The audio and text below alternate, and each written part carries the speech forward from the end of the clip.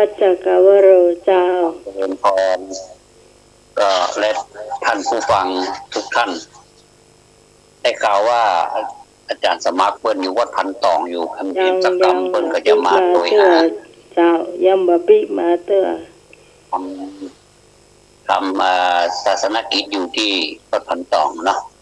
โทรไปหาตะกี้นี่เนาะแต่วันนี้ก็มาป้ากันแห่งในรายการธรรมะไข้หัวจ้าไข้หัวกัน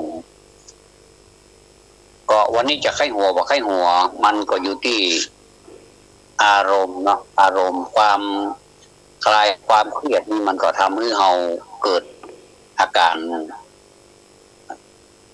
ยิ้มแย้มแจ่มใสได้อย่างหนึ่งเหมือนกันเนาะวันนี้บ่ต้องกลัวเจ้าผู้ในการสถานี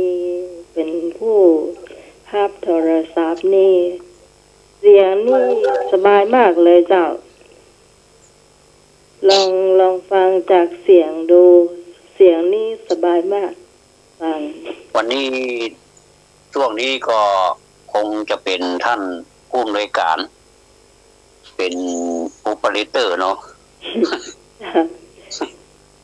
เสียงไปเตยแล้วห้ามโทรศัพท์ไปเตยก็ต้องกราบขอบพระคุณงานของพระสงฆ์นะจ้า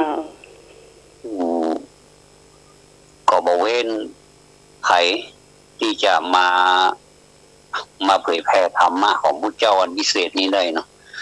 ก็ขอขอบคุณอาจารย์ที่ทำหน้าที่นี้เนอะเดี๋ยวอาจารย์สมัครมาก็คงจะเข้าสู่รายการเลยเนาะเอาเลยเจ้าบ่ต้องรอท่านสมัครจะมากี่โมงบ่ฮู้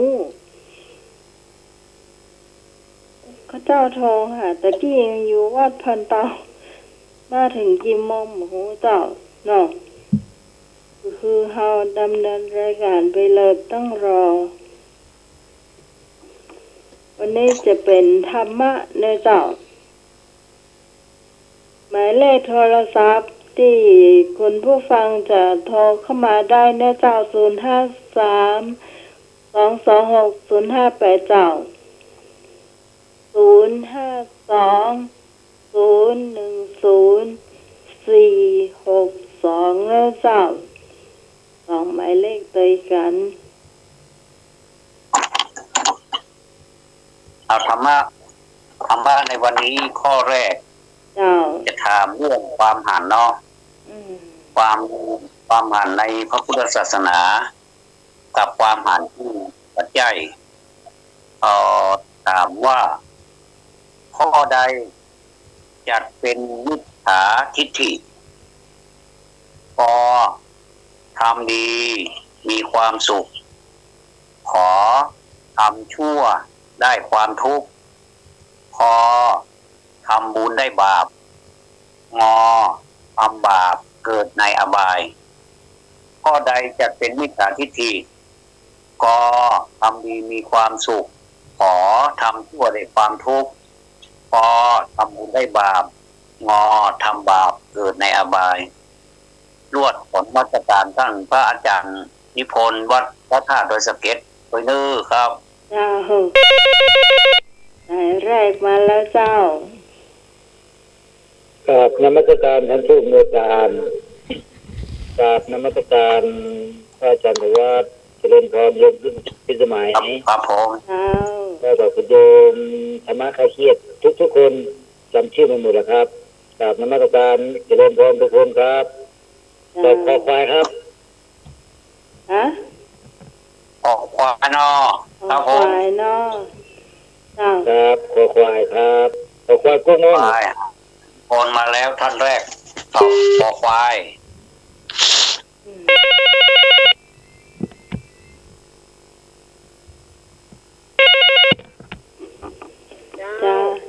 เจ้าก็มาแล้วจะคืนนิดม้อยคืนม้อยเจ้ายังไปใส่บาตรอยู่เลยเจ้ายังไปขันเข้าที่วัดเจ้าเอาคอควายด้วยเจ้าสวัสดีท่านทุกท่านนะเจ้าจำชื่อไม่ได้เดี๋ยวโดนแซวเดี๋ยวมาต้องใหม่ตัวเจ้า เจ้าจำได้ก็ว่าไผ่เอา อันสมุทรอิทวัฒน์ แม่นอแต่เจ้ายังบอกข้าเลยท่านมันแซวเจ้าถ้าเจ้าจำชื่อตุ้นหลวงเก่ามาได้เจ้า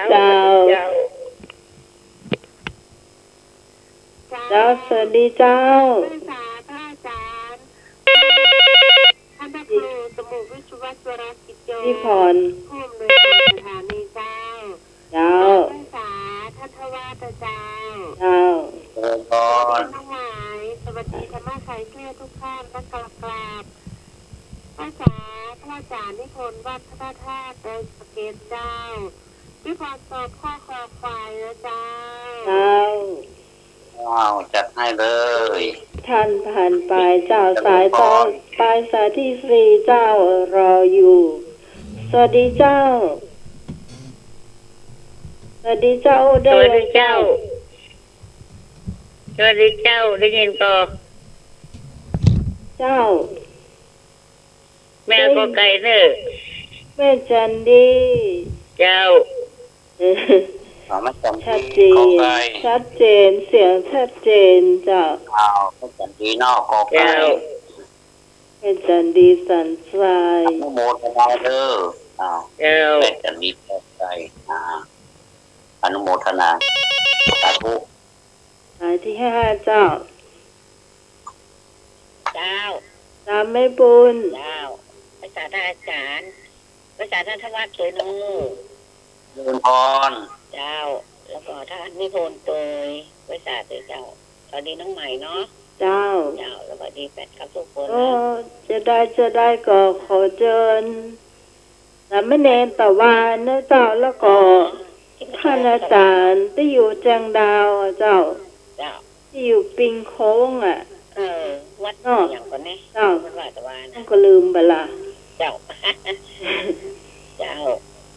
เอาคอควายเปิดคนท่านเนอ ก็ควายเนาะ เจ้า เจ้า อ้อ เจ้า เจ้า เจริญพรอาณา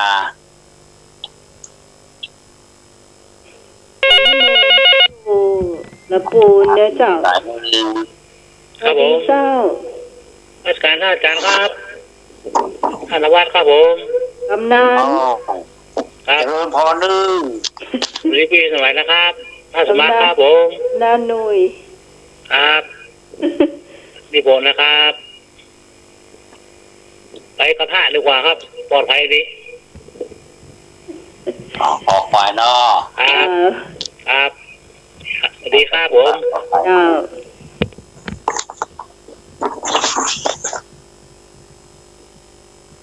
อนุโมทนาเด้อมาท่านต่อไปมีกระโทรเข้ามา ถามเรื่อง น้องต้น ความ ไฟ เห็น เจ้าน้องต้นไฟ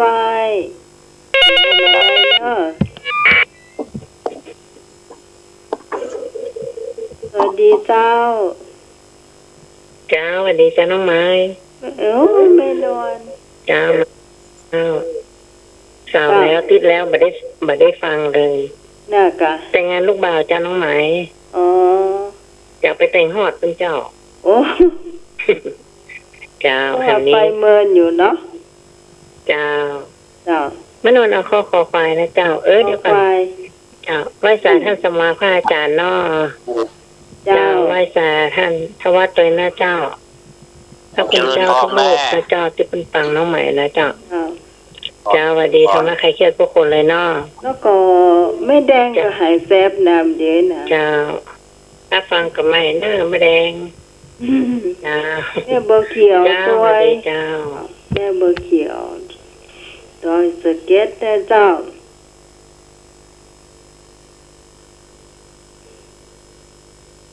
อ๋อ มีแถมก็โทรเข้ามาได้นะเจ้า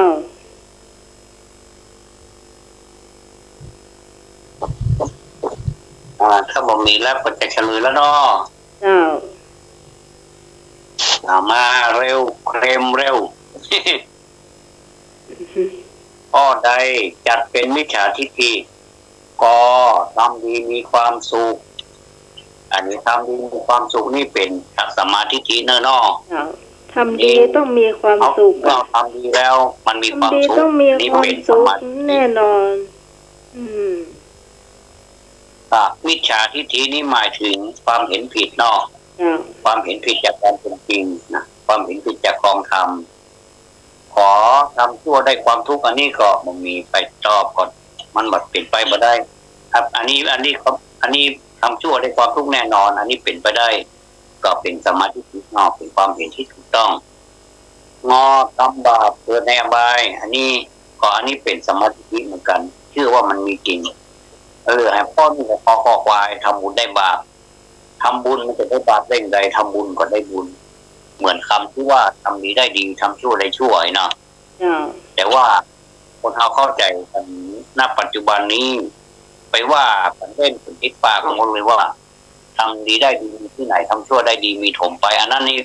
เป็นทุพภาษิตเนาะบัณฑิตสุภาษิตมันต้องแน่นอนอยู่แล้วทำดีย่อมได้ดีแต่ว่าความเข้าใจของคนมันได้ว่าทำดีมันได้ดีก็อันนี้ก็พ่อขอควายเนอขออนุโมทนาทุกท่านเนาะเสียงไปแล้วเนาะ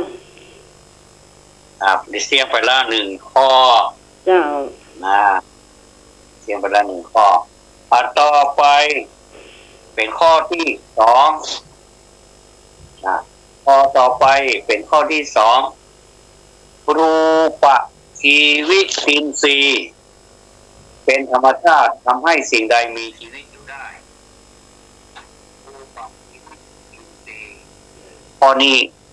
ขอยกเลิกเอาใหม่เนาะเอาใหม่มันรู้สึกมันจะยากเกินไปเดี๋ยวเราไปสนทนากันในธรรมดีกว่าสนทนากันในธรรมะดีกว่าสั่งให้คนอื่นฆ่าเป็นกายกรรมเกิดขึ้นทางทวารใดสั่งให้คนอื่นฆ่าสัตว์เป็นกายกรรมเกิดขึ้นทางทวารใดกกายทวาร2ขอวจีทวารมา2ได้ขอไข่เด้อขอวจีทวารปมโนทวารงไตรทวารสั่งให้คนอื่นฆ่าสัตว์เป็นกายกรรมเกิดขึ้นทางทวารใดกกายทวาร2วจีทวาร2ได้ให้ย่าม2นะนั่งทวารปมโนทวารแล้วก็งไตรทวารเด้อมาแล้วสายได้เอาละเจ้าน้องไม้เจ้าไม่นอนตอบข้อขอใครนะเจ้าดีเจ้าแม่นวลเจ้าแม่นวลท่านเด้อขอไก่ของกันแม่นวลแม่นวลกับแม่บุญเจ้ามาติดกันเลย ของแม่เนาะ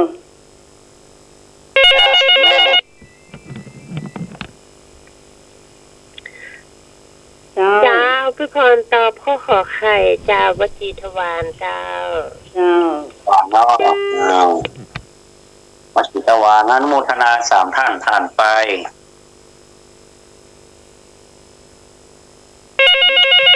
อันที่4เจ้าแล้วเจ้าก็เอาขอไข่ไปเปิดแม่สมศรีเจ้า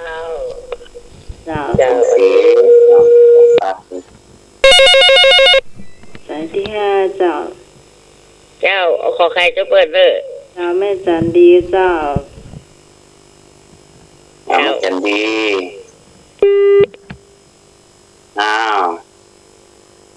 โอ้โหมาค้อนขอไข่กัน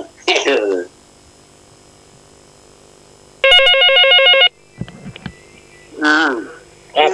ผมกอไก่โคครับกอไก่โคเนาะเอาละฉายากำนันอันนี้ฉายาไปเลย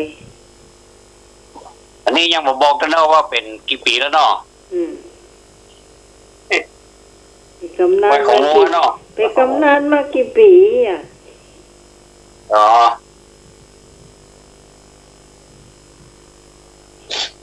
แสดงว่าเพื่อนฟังเมินเหมือนกันไปกำนันมากี่ปี อ้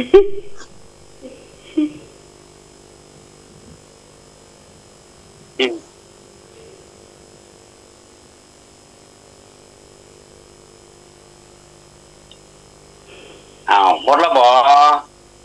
มาเร็วเคลมเร็วเนาะ เสียดายไอ้นึกเนาะสมนึกหายแสบอ่ะ เอาโอ้ยขอโทษนางให้กล้ากระโหลกครับจ้าครับบนโต๊ะแล้วมันลุยไล่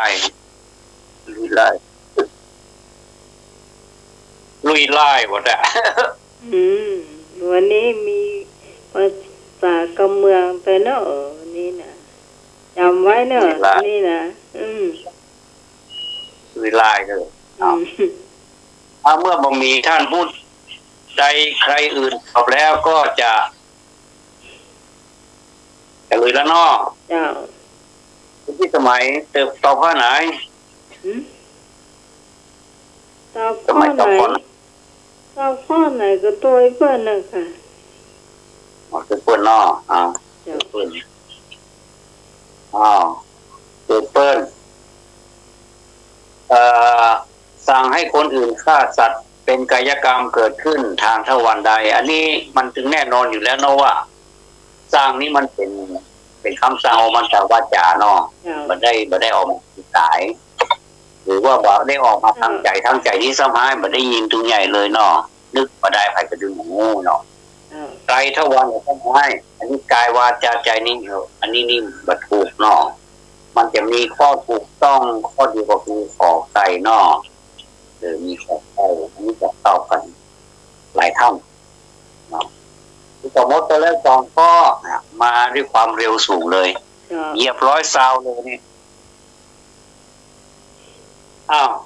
ข้อต่อไปเลยเนาะข้อต่อไปเลยสำนวน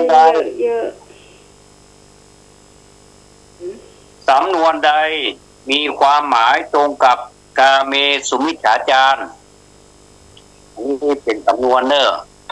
กอน้ำพึ่งเรือเสือพึ่งป่าขอน้ำนิ่งไหลลึกปอจับปลา2 มืองอน้ำขึ้นให้รีบตักสำนวนใดมีความหมายตรงกับกาเมสุมิจฉาจารกอน้ำพึ่งเรือเสือพึ่งป่าขอน้ำนิ่งไหลลึกปอจับปลา2 มือแล้วก็งอน้ำขึ้นให้รีบตักสำนวนเนอะเจ้าน้องไหมนวลเอาข้อคอควายนะเจ้าแรกเลยน้องไม่นวลมันเป็นหน้าคอควายนะเจ้าน่าจะถูกต้องเจ้าพี่ฮอนตอบข้อคอควายเจ้าคอควายเต็มไม่นวลมาเลยคอควายเขาวะขอควายเจ้า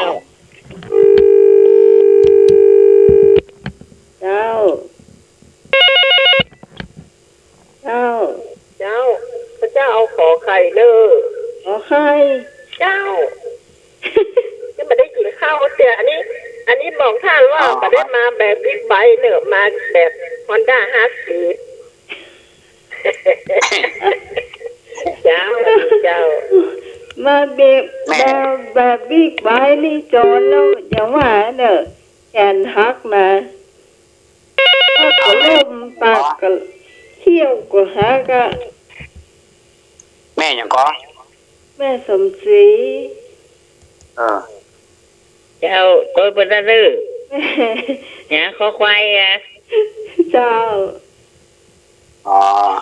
นี่แม่จันดีเจ้า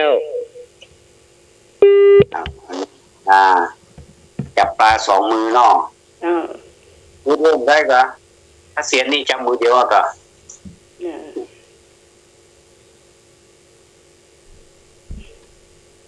ท่านใดจะร่วมรายการตอบปัญหาธรรมะในช่วงนี้ วันนี้ตังสัน ผ กับ มว่า แฟ ขอไข่ น ครับขอไข่คงครับ ฮะ โอเคคงเนาะ ครับ อ๋อได้โอ้ น้ำพึ่งเรือเสือพึ่งปลา น้ำพึ่งเรือสือพึ่งปลาเนาะ ครับ ได้ ครับ ไปจ่ายยายหน่อย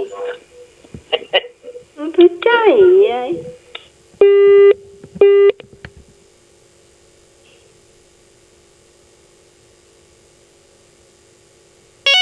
อ้าวรับสายนี้แหมสายนึง เจ้า ยังไหนยังไม่ได้กินข้าวเมื่อกี้นี่ไปกินข้าวไปอะไรไม่ได้ดีๆหน่อยตอบขอไข่อันนี้ผมตอบขอควายก็แล้วกัน ขอ ขอของไว้อ้าว จานิพนธ์ ยังมือก็แม่สมศรีอ่ะ ฮะ ยังมือก็แม่สมศรีตอบขอไข่อ่ะ ให้หนูต เอา อบ ไม่ใช่ กอ คือ ไก่ ขอไข่ลุงนุยกอไก่ ครับก็ไปกินกล้วยอยู่แถวข้างหลังนะเอพอนไม่การครับ ครับผม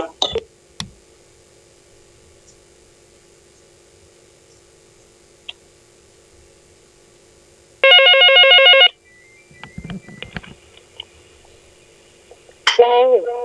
จัดนมัสการท่านอาจารย์ท่านได้รับเจ้าน้องหมอสวัสดีเจ้า อย่าป้าสุรีบอซ่ามาแล้ว จะ เจ้า เข้าควายเจ้า มาแล้วเจ้าบอซ่า สุรี ก็ขอควายเลย โย เจ้าก สุรีสร้างขอควาย หมู จับปลาสองมือและคุณจะถืออย่างไรหรือเปล่าอ้าว สวัสดีเจ้า สวัสดีครับโนเนนครับผม อ่ะ ขอนอนดีนอก ครับผม ครับ เอาหมาฮอลูกหูพูด พระครู พูดปลาฮอลูกหูพูดปะ อาจารย์นิพนธ์นะครับคงเราเดินตามไปนะครับผม ครับ ช่วย ครับ อาจารย์เป็นประส นอนดีนอก ดีมาก มีวันนะมีวันนะคนที่สมัยนอนเนนอ่ะ มุมมี เดี๋ยวเอาไว้นี่เป็นพิเศษนอนเนนเสียงประหลาดมาจากไหนหัว ว่าเสียงประหลาดโผล่มาจากไหนหู นอนเนนอาจารย์สมัคร โอ้เข้ามา เพื่อ จาก คือ ไหนหู รายการนี้มันสร้างสรรค์มีรอยยิ้มอะไร บางทีก็ฟังตัวคนอื่น กราบนมัสการอาจารย์สมาร์ทนอนนี้มันมีมอมุย มีนอนนุยเถอะ มีนอนนุย ใช่มอมุย โอ้ไปไงดีกินแล้วเนอะเอาต้องกรรมการเลยเนอะอาจารย์ก็พูดต้องกรรมการเนี่ยอ้าวมีท่านใดต่อไปถ้าว่ามีแล้วก็จะเฉลยแล้วเนอะ เห็นเล จะได้ ย หลายข้อเนาะถามว่าสำนวนใดมีความหมายตรงกับกาเมสุมิจฉาจารกาเมสุมิจฉาจารก็คือข้อที่3เนาะในศีล 5กาเมสุมิจฉาจารนี่ห้ามฆ่าสัตว์กาสมัยพี่สมัย ไม่ ห้ามมันอย่างนะห้ามลักทรัพย์ ใช่ อาจารย์สมัครยังมานอนนี่ได้อ๋อ อาจารย์สมัครน้อมใช่อาจารย์สมัคร รู้อ่ะ ประพฤติผิดในกามีอ่ะจะป้าสองมือแม่เนาะมีคนเดียวแบบปอมี2เนี่ยถ้าป้า2มือแม่นหรออันเนี้ยถูก กะนึกว่าพูดปดนี่ใช่กะ ใช่ เอาละท่านผู้ฟังในเมื่อผมมีใครโทรมาแล้ว ก็จะรู้กันเนอะคุณพิสมัยข้อไหน ขอขอของอตอบไปขี้เหรอตอบแล้วกะสุมาเริ่มได้ใส่แล้วอ้าวคอควายท่วมโทนเลยกอไก่น้ำนิ่งน้ำพึ่งเรือเสือพึ่งปลาอันนี้เอาลักษณะพึ่งกันและกันเนาะพึ่งกันและกันอาศัยกันและกันน้ำพึ่งเรือเสือพึ่งปลาเหมือนศรัทธากับวัดเนาะน้ำพึ่งเรือเสือพึ่งปลาก็ขอใครน้ำนิ่งไหลลึกอันนี้ต้องไปตามมันคุณชายมือสิงก็เด้อน้ำนิ่งไหลลึกกันเนาะของเพลงเจ้าม่วนเนาะน้ำนิ่งไหลลึกกันเนาะแต่ก่อนที่เขาชอบห้องขนาดนี้น้ำนิ่งไหลลึกนี่ม่วนอันที่เสียงนี้นะพอ แล้วก็งองูน้ำขึ้นให้รีบตักอันนี้ซ้ำมีภัยเลยตอบนั่นแล้วน้ำขึ้นรีบตักนี่มันหมายถึงว่าเมื่อโอกาสมาถึงก็รีบทำซะจะได้ประโยชน์เนาะหรือว่าความดีมาต่อหน้าเรานี่ก็รีบคว้าเสียก็จะได้สิ่งดีนั้นไปเนาะมันจะเหลืออยู่ข้อเดียวว่าที่มันเป็นสำนวนที่ว่าการเมืองของอาจารย์ก็คือข้อที่ 3ก็คือความประพฤติผิดในคู่ครองเนาะก็คือคอควายจับปลา2 มือเนาะจับปลา2 มือนี่แย่เนาะก็มีหลายท่านเนาะมีหลายท่านที่ตอบนะก็ขออนุโมทนาในข้อนี้ถูกเนาะข้อนี้ที่สบายจะมีอย่างสั้นประชาสัมพันธ์ก็พักเบรกสักหน่อยก่อนบ่มีเจ้าเนาะพอมีก็จะไปแล้วดื้อพอมีก็จะไปแล้วไปไหนจะไปข้อต่อไปเนาะไปไหนเนาะจะไปข้อต่อไปนี้ยากขึ้นมาหน่อยนึงแต่บ่ยากสำหรับหมู่เฮาเนาะเพราะหมู่เฮาเก่งอยู่แล้วผ่านข้อที่ยากมานักแล้วก็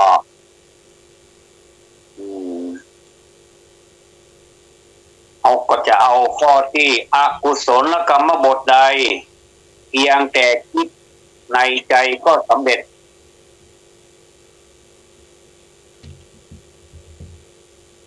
เอาละข้อนี้เอาใหม่คิดว่าผลของกรรมดีกรรมชั่ว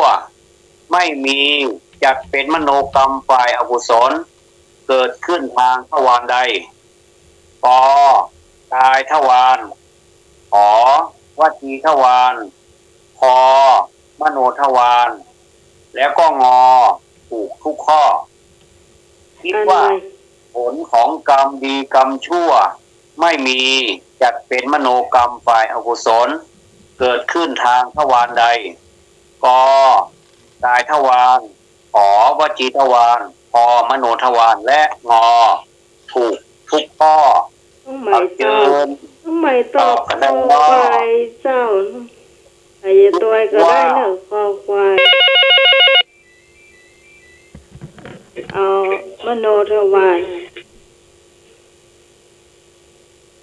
เจ้าน้องไม้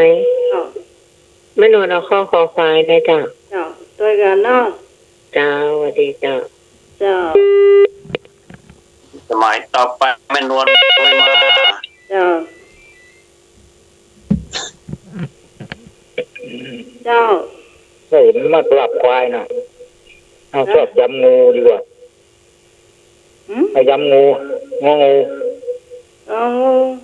เนาะครับผมครับงูถูกด้วยข้อกาพ่อเจ้าเงินหมายเจ้าปลีเอาคอควายเจ้าปลีอสุรีบอสไปน้องมีคอเจ้าเจอต้องไหมเนี่ยถ้าแม่จันดี ไม่จันดีตุยกันเนาะ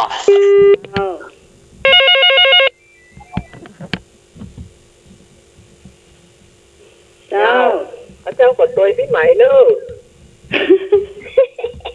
ก็หาโทรศัพท์บอกป้าอย่าวางลืมสิวางไว้ไหนอะฮะเจ้าวันเจ้ามันต้องมีโทรศัพท์หลายเครื่องเจ้าก็หามป้าเขาต้องใจเห็นเครื่องโทรหามือเครื่องเสียป้าเจ้าพี่พรตอบข้อคอควายเจ้าพี่พรออกไปอนุโมทนาออกไปมโนทวารทวารมาไอ้หนุ่ยออกมาครับผมเจ้าครับขอควายครับผมออกควายครับอ้าวขอควายครับผมอาสมัครอาจารย์พิชาวัดสนดอกนิมนต์นะเจ้าออกมาได้เลย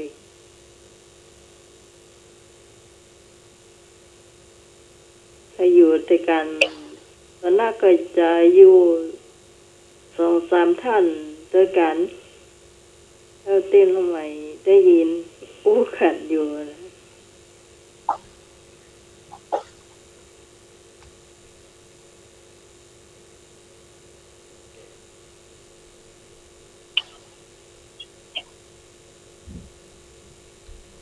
มีแถมก็ที่จะตอบข้อนี้เจ้ามีก็ตอบเข้ามาเนาะ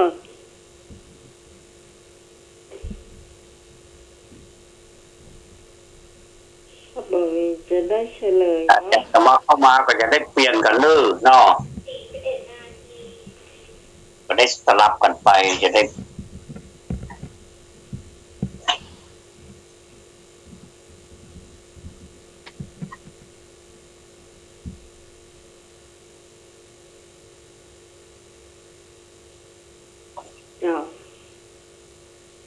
ผมมีแล้วผมมีแล้วก็จะลงมือเฉลยแล้วเนาะคำถามมีว่าคิดว่าผลของกรรมดีกรรมชั่วไม่มีจัดเป็นมโนกรรมฝ่ายอกุศลเกิดขึ้นทางทวารใดนี่แค่ขึ้นคำว่าคิดว่ามันก็เป็นใจคิดแล้วเนาะคิดว่าหรอไม่ได้ทำแล้วเนาะยังไม่ได้ทำนี่ยังไม่ได้อย่างซื้ออย่างเตื้อก็จะเป็นข้อควายคิดว่าเนาะเป็นมโนทวารทวารก็คือประตูเนาะทางเข้าเหมือนนายทวารเนาะเล่นบอลเนี่ยนายทวารผู้รักษาประตูเนาะทางเข้าเนาะวันนี้ถึงทวารนั้นนักแต่ถึงประตูนักเนาะเจ้าข้อต่อไปเลยได้หลายข้อแล้วหมดเดียวเท่าได้หลายข้อแล้วแต่4 ข้อแล้วก็เนาะได้4 ข้อละก็ขอบคุณอนุโมทนากับทุกท่านเด้อที่คือความสนใจยังละกะยังกันเนาะความพยาบาทข้อต่อไปเนาะความพยาบาทเป็นเหตุให้บุคคลประพฤติผิดเรื่องใดย้ายมาแล้วเนอะเปลี่ยนเรื่องแล้วไม่ใช่ทวารละความพยาบาทเป็นเหตุให้บุคคลประพฤติผิดเรื่องใดกฆ่าสัตว์ขอลักทรัพย์พอเห็นผิดงอประพฤติผิดในกามความพยาบาทเป็นเหตุให้บุคคลประพฤติผิดเรื่องใดกฆ่าสัตว์ขอลักทรัพย์พอเห็นผิดแล้วก็งอประพฤติผิดในกาม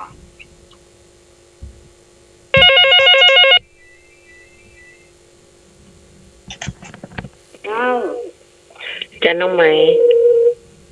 เอาข้อควายกับกันนะจ๊ะจะไม่นอนนะจ๊ะนอนขอควายเนาะข้อควายเจ้าขอควายกะควายยังไม่นอนจ้ะไม่ใช่คอควายเนี่ยอย่างท่านทวัตค อควายเห็นผิดเห็นผิดงองูประพฤติผิดในกามกอไก่ฆ่าสัตว์ขอไข่ลักทรัพย์คอควายเห็นผิดแล้วก็งองูประพฤติผิดในกามแต่เพิ่นไม่ได้บอกว่าเห็นผิดอย่างนะเห็นผิดเฉยๆเนาะเฉยๆครับอย่าบาต้องลงไม่นวนคอควายเนาะเจ้าพี่พรตอบข้อกอไก่เจ้ามาแล้วกอไก่มาหนึ่งท่านคอควายมาหนึ่งท่านเอา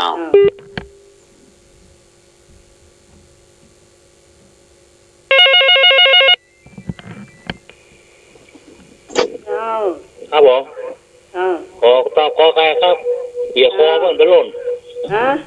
เดี๋ยวคอมันหล่นกอไก่ครับกอไก่เนาะกอไก่เดี๋ยวคอโลดเจ้าคอควายกุ๊กมุกอะเยอะไหมคอควายนี่เห็นผิดครับมันเห็น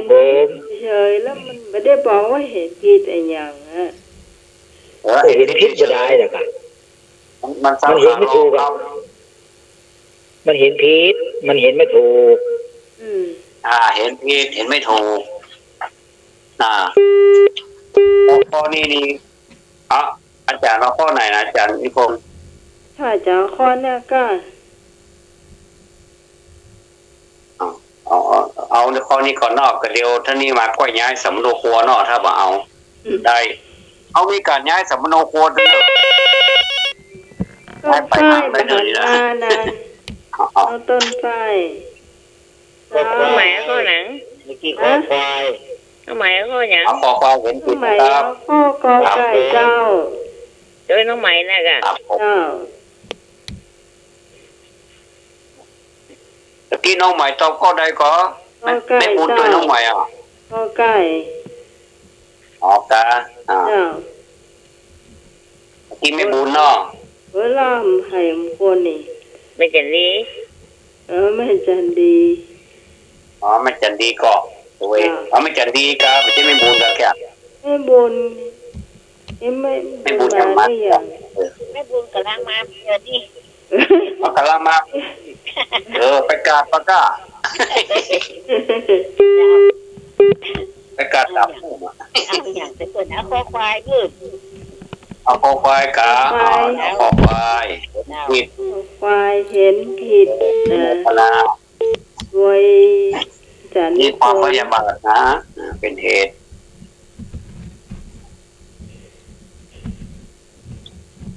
ให้บุคคลให้บุคคลประพฤติผิดเรื่องใดทำพยาบาทนี่นักแก่โยมแม่บุญโยมแม่บุญมาแล้วกะ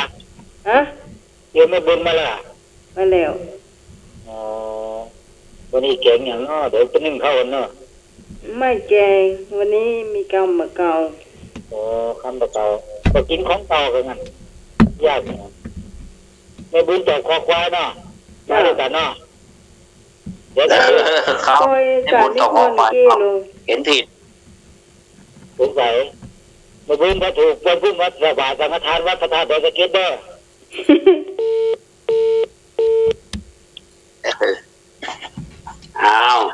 สายที่จะพ่อนี่แหงสนใจมาเลยรับสายนี้เลยเจ้าปลีกอไก่เจ้าปลีกอไก่ดีตับแพงเนาะมาเลยเนอะหมูเฮามาช่วยกันรุ่มตอบนี่เขาหมูม้วนขนาดความพยาบาทเป็นเหตุให้บุคคลประพฤติผิดเรื่องได้ถ้าสัตว์ขอลักทรัพย์พอเห็นผิดประพฤติผิดในกามเนาะสำหรับผู้มาใหม่อาจจะไม่ได้ยินคำถามคำตอบเนาะมี4คำตอบกันเนอะท้าทายขนาดนี้เนี่ย4คำตอบกันลืมบอกหมายเลขโทรศัพท์จาก053-226-058 052-010-462 2หมายเลขนาทีทองมาถึงแล้วเนาะเจอกันไปยังเลยมาเลยเจ้าฮะเจ้าน้องไม้ เจ้าแม่นวลนะเจ้า เจ้า เห็นผิดมันมาก่อนเนาะเห็นผิดที่ทำเรื่องใดการฆ่า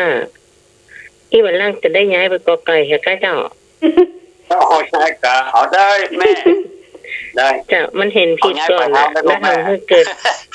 เหตุการณ์เรื่องใดก็เกิดการฆ่าเจ้าเนาะย้ายเนาะถ้าแม่นก็จะย้ายแล้วนะเจ้าถ้าว่าแม่นก็อยู่ที่เก่ากันเนาะจัดให้เดี๋ยวนี้เป็นนวลเอามีนัดเจ้าหน้าที่จะไปทางได้หรอย้ายไปทางได้หรอย้ายมาเจ้าเดี๋ยวรอหนูก่อนหนูจะเอาข้อกอไก่หนูบัดตาอาบน้ำอยู่เจ้าแค่สมศรีอย่างนี้เนี่ยแค่สมศรีที่ไหนเนี่ยลงวัดอาบน้ำอยู่โอ้ลงวัดได้หน้าขนาดก็ได้หน้าเนอะได้เลยกอไก่ลักทรัพย์นี่มีไปโซนก็นี่อาจจะพยาบาทก็ลักทรัพย์มันให้เลยนักของไปเลยมันจะได้พยาบาทกันดีกันที่นุก้าไปเลยมันจะได้พยาบาทกันดีกันข้อนี้ก็มีทรัพย์กับหลอกนิดหน่อยเนาะนิดหน่อยนกปานกลางเนาะนกปานกลางดีกว่าปานกลางมันนักหนาอย่างเนาะบัดทรัพย์กับหลอกนักหนาอย่างบ่มีแล้วเนาะจะไปแล้วเด้อไปกาดแล้วเด้อกาด3 ทุ่มเกินโอ้4 ทุ่มละจะ4 ทุ่มละเลยแล้วเนาะความพยาบาทเป็นเหตุให้บุคคลประพฤติผิดเรื่องใดความพยาบาทนี่ก็คือความอาฆาตมาตร้ายต่างๆความอยากจะทำลายถึงขั้นเอาชีวิตเนาะถึงขั้นเอาชีวิต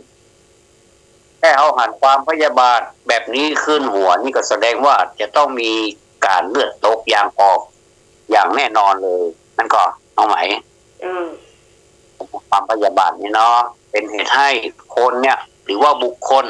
แต่นี่มันเป็นภาษาสำนวนของธรรมเนาะคนก็ใช้คำว่าบุคคลนี่จะเป็นบุคคลผู้ใช้ผู้อยู่ อายุเท่าใดบ่จำกัดเพศวัยบ่จำกัดว่าจะอยู่ศาสนานี้คำว่าบุคคลนี่ทั่วโลกเนาะประพฤติผิดเรื่องใดก็คืออาจจะไปรักทรัพย์มันก็บ่ใช่มันบ่ใช่พยาบาทเนาะเห็นผิดนี่นะเห็นผิดนี่มันแบบเพิ่นก็บ่ได้ระบุว่ามันเป็นเห็นผิดอะไรอย่างเนาะก็แค่เห็นผิดเนี่ยต้องหมายถึงไปหาพยาบาทแต่นั่นหมายถึงถามท่านถ้าว่ามันตรงๆเลยมันก็คือฆ่าสัตว์เนาะมันคือฆ่าสัตว์มันไปตรงๆเลยไงมันพยาบาทเมื่อมันพยาบาทแล้วมันก็ฆ่านะมันเหมือนกับเพลงหนึ่งของคุณดาวใจประจิตเนาะยิ่งกว่าการฆ่าเนาะก็ตะกี้ที่แม่นวลตอบเห็นผิดสมัยก่อนเลยถามว่าไปอยู่กอไก่ฆ่าสัตว์ถามว่าเห็นผิดเพิ่นบ่ได้บอกว่าเห็นผิดอะไรอย่างบ่ได้เห็นผิดว่าเห็นผิดอะไรบ่ได้เนาะคำว่าเห็นผิดอะไรอย่างเขาต้องสังเกตตัวเห็นผิดอะไรเนาะก็ถึงแม้ว่าจะมีต่อไปแหมมันก็บ่ถูกอยู่ดีเพราะมันตรงประเด็นเนาะคือถามอย่างไปตอบแหมอย่างนี้กันเนาะขออนุโมทนามาอาจารย์ครับครับฆ่าสัตว์ใช่ไหมครับฆ่าสัตว์ครับผมก็ลืมไปฆ่าสัตว์นี่หมายถึงสัตว์โลกเนี่ยเนาะบอกว่าจะเป็นคนเป็นสัตว์คือฆ่าสัตว์ทั้งนั้นเนาะที่มืดเราไม่พยาบาทมันทำไมมันจะติดแล้วครับ อย่างโยมพรต่ำมดส้มตะวัน มันพยาบาทนี่มันเกิดโทสะบันดาลนะครับ มันพยาบาทมันเกิดพยาบาทในใจมานานแล้ว มันอาจจะพิษกันเทียงกัน มันก็เลยพยาบาทอยู่ในใจได้เวลามาเกาะโอกันก็เลยฆ่าเลยอะครับ เดี๋ยวท่านทวัฒน์อาจารย์นิพนธ์ก็ถามว่าพี่พรป้าต่ำมดส้มแต่ว่าเป็นการพยาบาทคอ แต่จะพยาบาทพระโคกเนาะต่ำพักครับอันนั้นกับหูไหนเด้อคนต้องมาครับครับเข้าใจแล้วครับครับอนุโมทนากับทุกท่านเด้อมีพี่พรมีไอ้หนุ่ยมีคุณพิสมัยมีแม่จันดีมีประสุรีแม่นวลแล้วก็ผู้สมศรีเนาะลุงวัดกอไก่เนาะแม่นวลนี่ย้ายสมโนครัวมาโดยท่านด่วนเลยก็เลยเป็นกอไก่ไปเลยเนาะอนุโมทนากับทุกท่านเด้อโอ้วันนี้มาอวยเนาะ5 ข้อแล้วก็5 ข้อแล้วเนอะ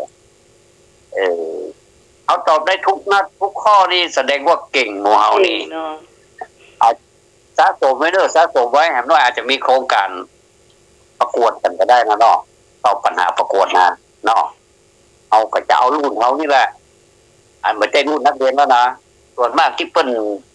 ตอบปัญหากันก็จะเอารุ่นนักเรียนเนาะรุ่นเด็กๆอ่ะพวกเขาก็อยากจะตอบก็ร้องเขาไปว่าขอตอบปัญหารุ่นใหญ่ได้ก่อนหรือว่าทั่วไปได้ก่อนเนาะทั่วไปเขาก็จะมีสีน้ำใจนิดหน่อยเนาะเขาก็เป็นสีน้ำใจอย่างเดียวนะถ้าภายบัญญัติเขาก็จะจัดขึ้นเองก็ได้หรอเนาะของเรารุ่นเด็กมันกันละครับของเรารุ่นเด็กมันกันเด็กเหลือน้อยอ่ะก็อันนี้ปลาโลกถึงการตอบนี่ก็เกียมสะสมไว้ดีนะว่าการตอบของเขาทุกข้อนะบัดได้เสียผลประโยชน์ไปไหนเด้อถึงแม้ว่าจะตอบอย่างไรก็ถือว่าเขาก็ได้เฉลยแล้วก็เอาข้อถูกนะมาบันทึกไว้เด้อมาบันทึกไว้ว่าอ๋ออันนี้ถามอย่างนี้ตอบอย่างนี้ล่ะท่านดูบ่อยก็เดี๋ยวมันก็จะจำขึ้นใจเนาะที่ว่าเอาบ่ต้องไปท่องอะไรนะเนาะฮับใจนี่เนาะแต่ว่าที่ต่ำมดส้มนะต่อประจานนิพนธ์นะมันอยู่ที่เจตนาเจ้าถ้าเจตนานั่นก็พิษจริงก็มันอยู่ที่เจตนานะเจ้าเอาไปซื้อมาแล้วมันก็เอาไปซื้อจัดบ่ต้องเพื่ออาจารย์นิพนธ์ฉันมันลำด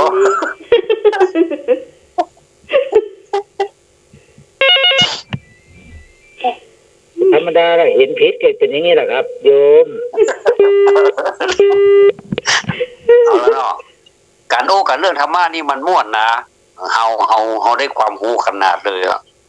เชื่อกะเชื่อเถอะเนาะคุณพี่สมัยเนาะเชื่อเถอะ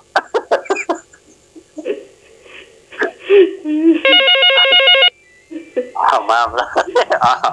เอาว่าใหญ่เมื่อกี้นะถ้าเห็นถูกสักหน่อยก็ไปตอบกอไก่เลยครับอันนี้เอาความผิดความถูกว่าเนาะอันนี้ว่าไปตามปัญหามันบ่ได้แต่ส่วนอื่นนี่ก็อันนั้นเป็นเรื่องของวิเคราะห์เนาะเจตนาบ่เจตนาอย่างใดอ่ะเนาะมันเป็นเรื่องของความลึกซึ้งของธรรมะเข้าไปแหมเนาะไม่ได้ฉานละอาจารย์นิพนธ์ของธรรมะเข้าไปแหมปนากะ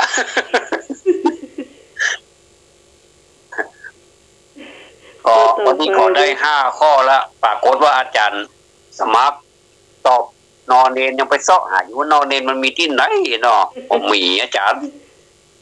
มันมีเด้อมีหน้าที่ไหนมีนอนเนนก็มีหน้าที่ไหนบ่ฮู้อ่ะอันดาวัดตอนนี้หน้าที่ไหนบ่ฮู้เด้อว่าท่านสมัครอยู่หน้าที่ไหนอ่ะณวัดพันตองไอ้ย่าน่าจะ เพื่อบ่ให้เป็นการเสียนาฬิกาวันนี้เราได้มา1 ชั่วโมงแล้วเนาะ จ้า 1 ชั่วโมงแล้ว1 ชั่วโมงเราผ่านไปแล้ว5 ข้อหวังว่าธรรมะ5 ข้อนี้จะเป็นประโยชน์เป็นหิตานุหิตประโยชน์กับหมู่เฮาเจ้าพุทธทั้งหลายเนาะทั้งบรรพชิตและก็คฤหัสถ์เอาก็ได้ตามกันเอาม่วนเอาเล่นๆมาได้เนาะเอาความจริงมาแต่ว่าเขาก็มีตลกมีวิจารณ์กันนิดหน่อยเพื่อให้เกิดอรรถรสในการถามตอบปัญหาถ้าหากว่าเอาถามแบบเคร่งเครียดเครียดลงไปมันก็จะเกิดความตึงเครียดได้เหมือนกันเนาะคุณพี่สมัยเนาะ จ้า ก็ใครหัวกันพ่อ ไปอยู่เจ้า แล้วกันเป็นธรรมดา ถามต่อไปเลยถามได้2 ข้อ 3 ข้อมันอ่ะชั่วโมงเกินจ้า น่ากะก็เขาจะถามข้อต่อไปครับอันนี้เกี่ยวกับพระพุทธศาสนากล่าวว่าสรรพสัตว์ล้วนตกอยู่ภายใต้อำนาจของอะไรสรรพสัตว์พระพุทธศาสนากล่าวว่าสรรพสัตว์ล้วนตกอยู่ภายใต้อำนาจของอะไรกกิเลสขอกรรมพอดวงชะตางอเทพเจ้าเอาละเนอพระพุทธศาสนากล่าวว่าสรรพสัตว์ล้วนตกอยู่ภายใต้อำนาจของอะไรกกิเลสขอกรรมพอดวงชะตาและก็งอเทพเจ้าครับผม สายแรกครับกอไก่กงโอครับ กิเล กอ ส ไก่กงกเนาะเอามันเลยกอไก่กงก ครับใจเขาใจเรา เขาใจเรากะ ข้อที่6เลขเนาะ สรรพสัตว์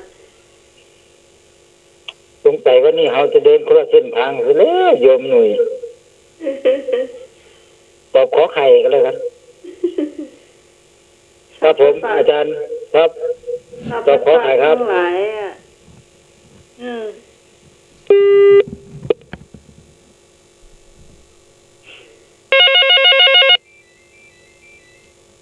มันจะมีกรร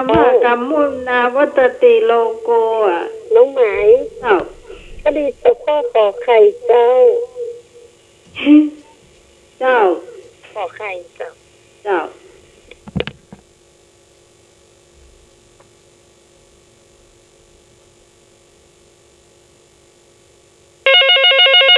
ถ้าห่อตอบพ่อกว่าตอบพอเนี่ย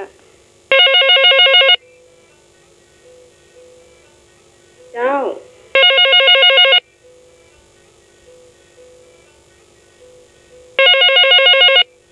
ไอโทรมาตังปูนโทรมาตังเพเจ้า เจ้าพี่พรตอบข้อขอไข่อะเจ้า พี่พรขอใครให้ดูย้ายมาก็ได้เนอะ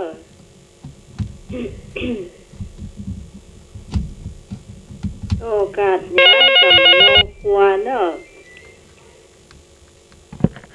เจ้า จะน้องไหม เมนวน จากอำนาจของกรรมข้อใดอะจ๊ะ ขอไข่ ข้อไข่ก็จะ เจ้า จะไม่ต้องตอบข้อนั้นนะจ๊ะ เจ้า เจ้าดีจ้ะ เจ้า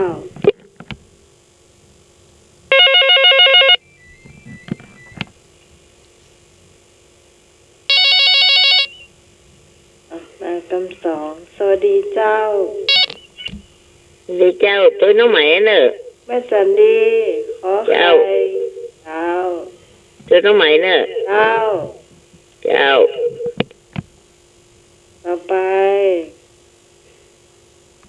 สวัสดีเจ้า สวัสดีเจ้าน้องไม้ธรรมสการทุกองค์ แม่วันนา เจ้าเป็นกำลังใจให้เด้อบรรเทาปัญหา โอ้จากห้วยห้องใคร เจ้า เขาว่าจะมาแอว ก็น่ากะยิ้มหันมา โอ้ขอ คนน้องใหม่มาเองหาย้ายกะย้ายเท่าก็ย้ายไปบ่ได้อ่ะ น่ะ มีรถอยู่เหรอ สบายดีเนาะ เจ้าก็ลูกบ่าวมีรถอยู่เหรอ ฮะ ลูกบ่าวมีรถอยู่เหรอ ก็ลูกว่าได้อยู่บรรยากาศไฟฟ้าแต่กระดับไฟอยู่บนดอยบ่ น่ะ ก็น่าวันตากันเนาะ เจ้า ถ้าลูกว่าลูกทางเรียนมาคนก่อนจะไปแอวแล้ว เจ้า จ้าจุกดีเนอร์ เจ้า รับวันดีเนอร์ ฟังรับถึงแต่ ก็น่ากับมื้อท่านรับว่าก่อนหนึ่งย้ายของ เจ้า จะเป็นกำลังใจเจ้า จ้า ขอบคุณเจ้าแม่วันนา จ้า จากห้วยห้องไคล้นะเจ้าองค์ดอยสะเก็ดเจ้า เจ้า เจ้าเจ้าเอาตัวนี่ไหมเด้อ เจ้า เจ้า แม่สมศรี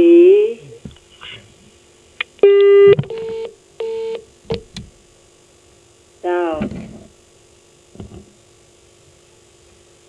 โอ้ท่านวาดหายไปไหนนี่อันดาวาดหายไปไหน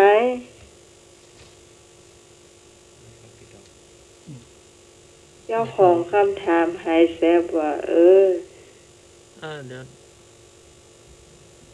เดี๋ยวท่านสมัครโทรไปเนาะแบตป้าอาจารย์หมด เดี๋ยวนั่นตันมาถึงมาเพิ่งมาแพรวเหรอ เจ้า ฮะ เจ้าใช่ไหมว่า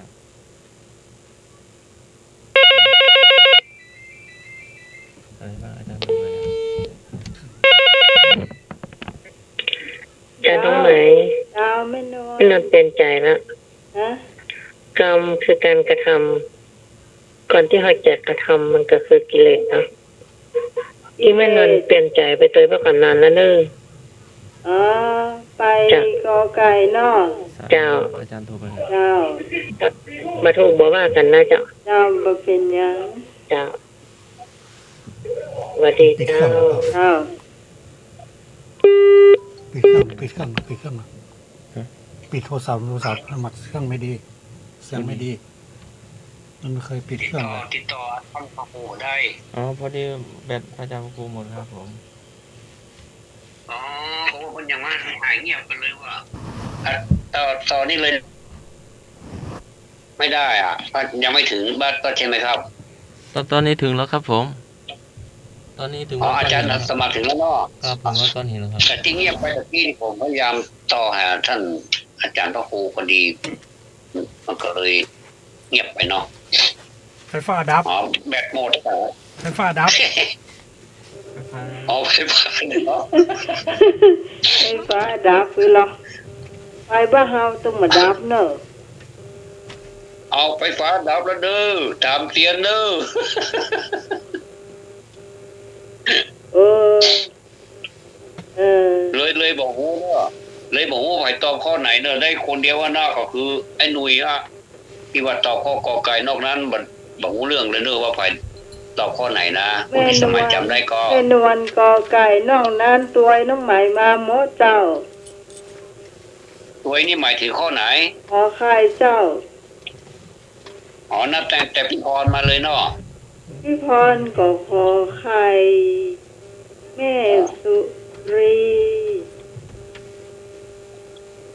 อ๋อจำมาได้ละมันชื่อจำมาได้คือหูเรื่องเลยเนาะ แม่สมศรี สมศรีนุ่มวัดเอาแล้วก็ แล้วแม่บุญก็ไม่ได้ตอบเนาะ แม่บุญขอใครเนาะ มันได้ตอบสักคำโทร อ๋อ มา ไม่ได้ตอบเชื่อ ครับ ข้อนี้ยังไม่ได้เฉลยเจ้าเนอะ ยัง คนที่หมื่นหน่อยเลย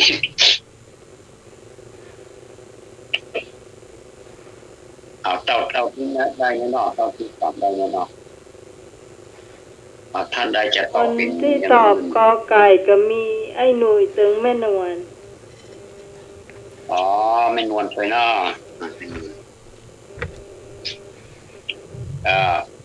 ารย์นิพนธ์รอ อาจารย์นิพนธ์ตอบ ท่านสมัครเอาข้อนอนหนู ว่า เขานอนหนูอีกอะมันคือนอนเนรละอ้าวนอนหนูนอนหนูเนาะอาจารย์สมัคร ครับผม ครับ อาจารย์นิพนธ์ตอบข้อไหนฮะ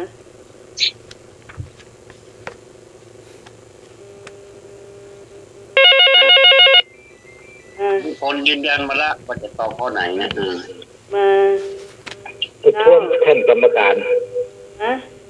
ผู้ท้วงท่านกรรมการทั้งไหนตอบขอใครก่อนเขานะ อ๋ออ้าว มีแต่คน อาจารย์นิพนธ์ขอใคร ขอใคร อันคุณนิสมัยเป็นประธานกรรมการเนอะ อ้าว ประท้วงแล้วก็กันเดียวมีอย่างที่พาดพิงก็ได้เนาะก็ตอบไปเนอะ ได้จ้ะ จะถอนคำพูดก็ถอนเนี่ยจะว่าที่ก็ว่าไป ก็ย้ายสมโนครัวก็ย้ายเหียใช่ ไปเป็นย้ายก็ อาจารย์สมัครจะย้ายก็นอนหนูนะ ย้ายมาฮอนดฮูกตาโตครับผม เอาลูกตาโตโอ้วันนี้อาจารย์สมัครบอกไปปกติ ข้า เล กระ ย เบยข้าโอ้สายถ้าบ่ข้าก จะ ระ เมา เบ แพ้ ย ของเลยเกี้ยน้ำเมาอ่ะรับสายเนาะ เจ้า ขอเถิดนกฮูกมันนอนอยู่ในกลนที่ไหนจะเอามุยไปผ่าออกมาสักหน่อย ลูกเอาดูหูตาโต อ๋อ อ่ะวันนี้เปิ้นแท็กข้อสอบเนาะแท็กข้อสอบของละออนที่สอบเนี่ยมันก็ครับอาจารย์ครับ ครับผม ที่สอบธรรมศึกษาตรีโทเอกวันนั้นเนาะ ครับผม ก็โอหันนักเหมือนกันเนาะที่วัดพันตองยายกล่องกระลืบทื่อๆอาจารย์สมัครถ้าอย่าเมา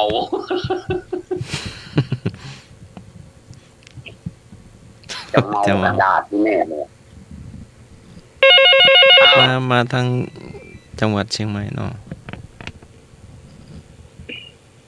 ผมว่านะอาจารย์สมัครอย่าเพิ่งไปลองไอ้น้ำมันกัญชานะอย่าเพิ่งไปลองเสื้อเดี๋ยวก่อนนะก็ผลิตดีๆก่อนเดี๋ยวค่อยไปลอง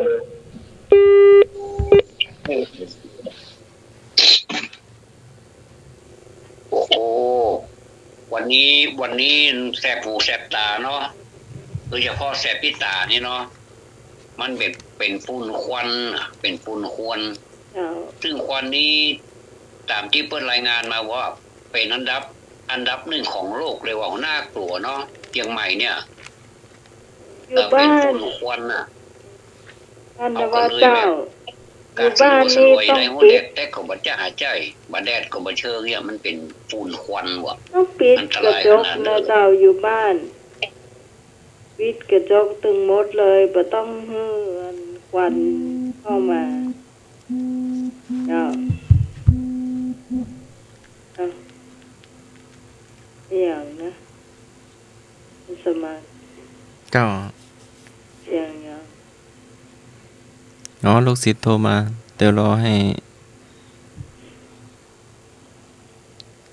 พระอาจารย์ออกรายการอยู่เนาะครับผมได้แล้วครับ ลูกศิษย์ท่านทิติท่านอยากบวชเนาะบวชสมณเณร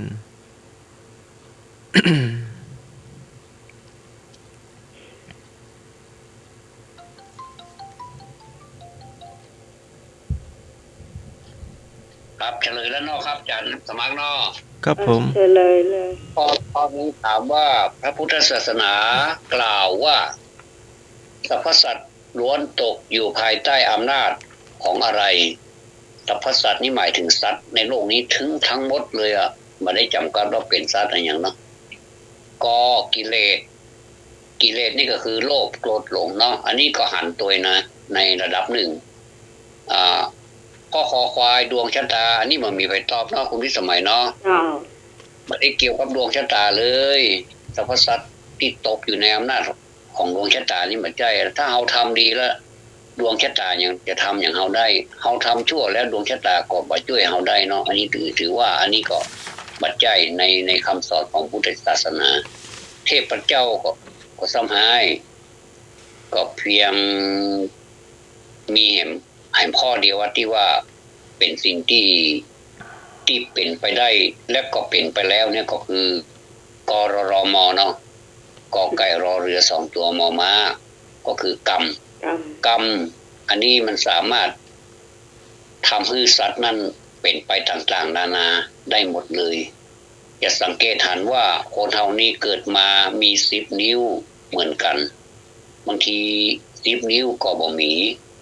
บางทีก็จะก็จะมีอย่างหนึ่งที่ทำให้เกิดพิการอะไรอย่างเกิดขึ้นมาเนี่ยเนาะบางคนก็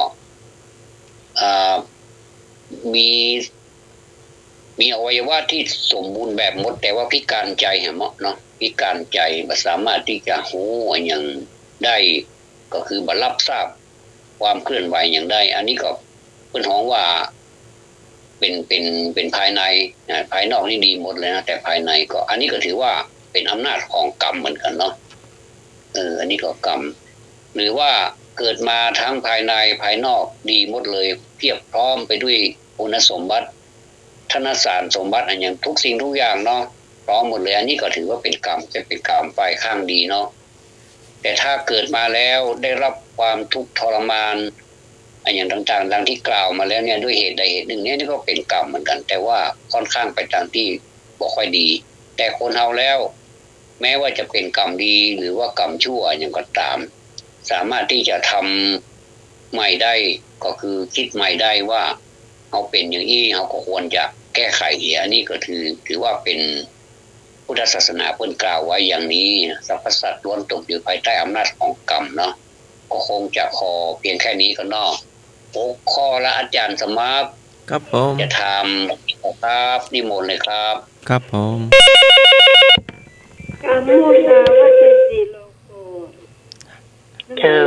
จัดโลกย่อมไปตามกรรมเนาะใช่นะเจ้าอาศิษย์รับรองขอบคุณปัญหานะเจ้าทบทวนคำถามครับผมสาธุเจ้าครับผมเจริญพรเด้อสาธุเด้ออาจารย์สมาร์ทนิมนต์เลยครับวิชาธรรมะระดับประถมศึกษาถามว่าการช่วยเหลือแบ่งปันในสถานการณ์โควิด -19 จัดเป็นคารวะธรรมใดก็สัจจะขอธรรมะขอขันติงอจาคะการช่วยเหลือแบ่งปันในสถานการณ์โควิด -19 จัดเป็นคารวะธรรมใดก็สัจจะขอธรรมะขอขันติงอจาคะก็หมายตอบงองูเจ้าง องูโยมสมัยเนาะอันนี้เอามาจากละอ่อนสอบเนาะสอบวันศุกร์ที่5มีนาที่ผ่านมาเนาะจ้ะพนนเอาข้ององูนะเจ้าคราวนี้ว่าย้ายแล้วนะเจ้าตะกี้ฟังตอบแล้วนึกว่ากรรมคือการกระทำปัจจุบันเจ้าใช่เลยเจ้าได้ยินแล้วก็สาธุเจ้าเพิ่มความรู้มันนักนะเจ้า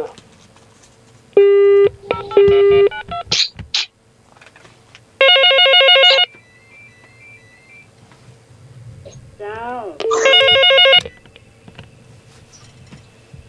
าสวัสดีเจ้าน้องไหมก็เดี๋ยวข้องงูเจ้างองูเหมือนกันเจ้า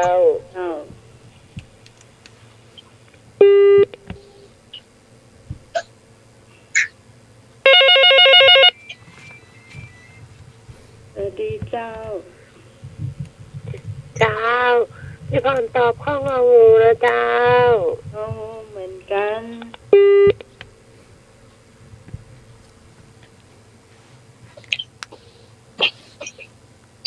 บนไฟเนาะ คือใจใด ไอ้อะ พี่พร พี่พร นะ เออ ก่อน อยู่ไกล ก่อนพี่พรนี่ โทรศัพท์อยู่ติ้งละหูอยู่ติ้ง นั่น พี่พรจ้ะอ๋อ ค่ะ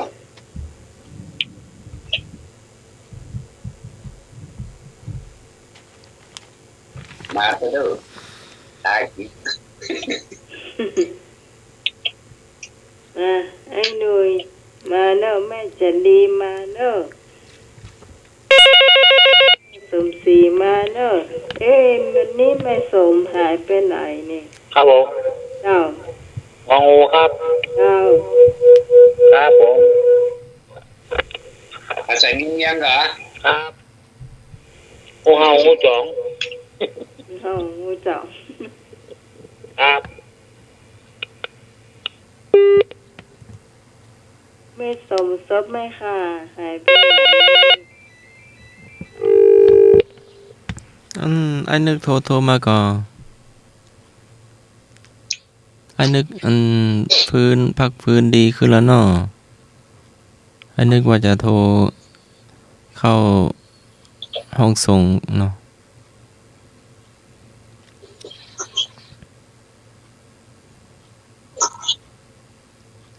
ดีขึ้นก็ต้องโทรมาแล้วกัน อ๋อก็บอกไอ้นึกกันนะ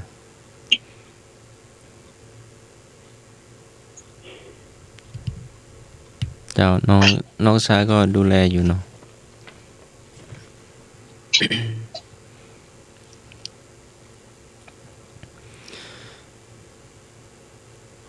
มีเข็มก่อที่จะตอบข้อนี้เจ้า ข้อนี้ถือว่าไม่ยากนะเจ้าพระราชธรรมสี่คือต้องใจอยู่แล้วสำหรับผู้ที่ครองเรือนนะเจ้า ถ้าเอาจะได้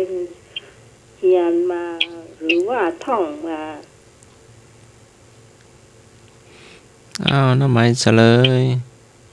ห้ององู อ้าวมีโยมตามมาโทรมาใหม่เนอะกดรับสายแล้วก็ตืดเนาะ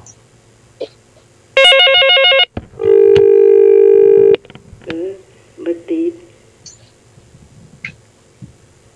0520104226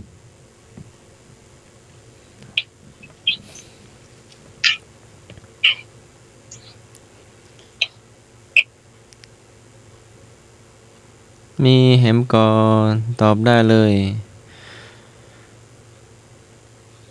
มีเห็นก่อ การช่วยเหลือแบ่งปันในสถานการณ์โควิด -19 เป็นคารวะธรรมใด ก็สัจจะขอธรรมะ ขอขันติงอจาคะ ต่อจอจานนะครับ พระจันทวัฒน์จอจาน ต่างคนต่างยวนใส่กันฮะ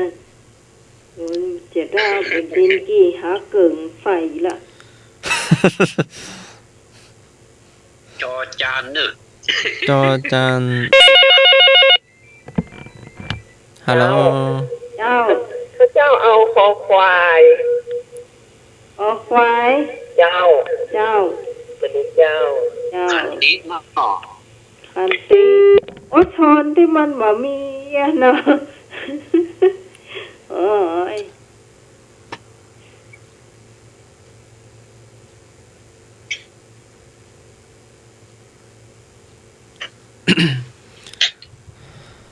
เราจะกินน้ำขิงอยู่เด้อ ครับผม โอ้ สัจจะความจริง ธรรมะความข่มใจ ขันติความอดทน จาคะเสียสละแบ่งปันเนาะ ยาคะคือความเสียสละความแบ่งปันน่ะ แบ่งปันเท่าที่ตามเห็นสมควร ใช่ ตามกำลังเนาะ มีน้อยให้น้อย มีมากให้มากเนาะ สัจ ข้อไหน จะ ถูก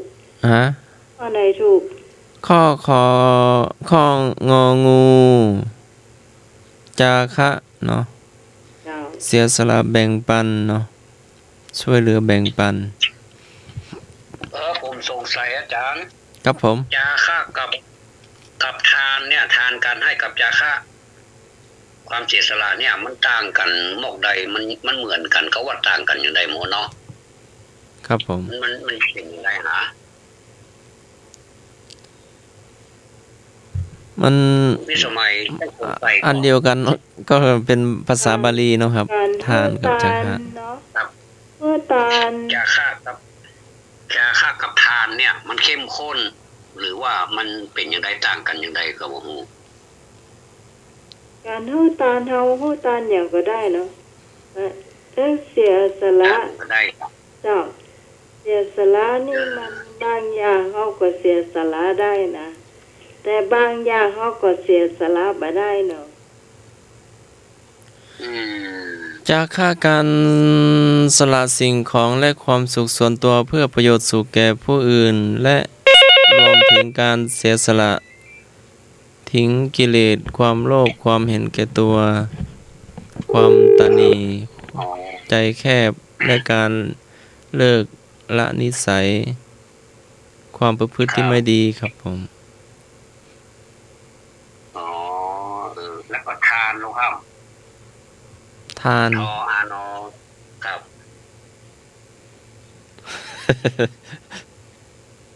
ทานเนาะครับ แสดงความเข้มข้นเหมือนกัน ครับผมทาน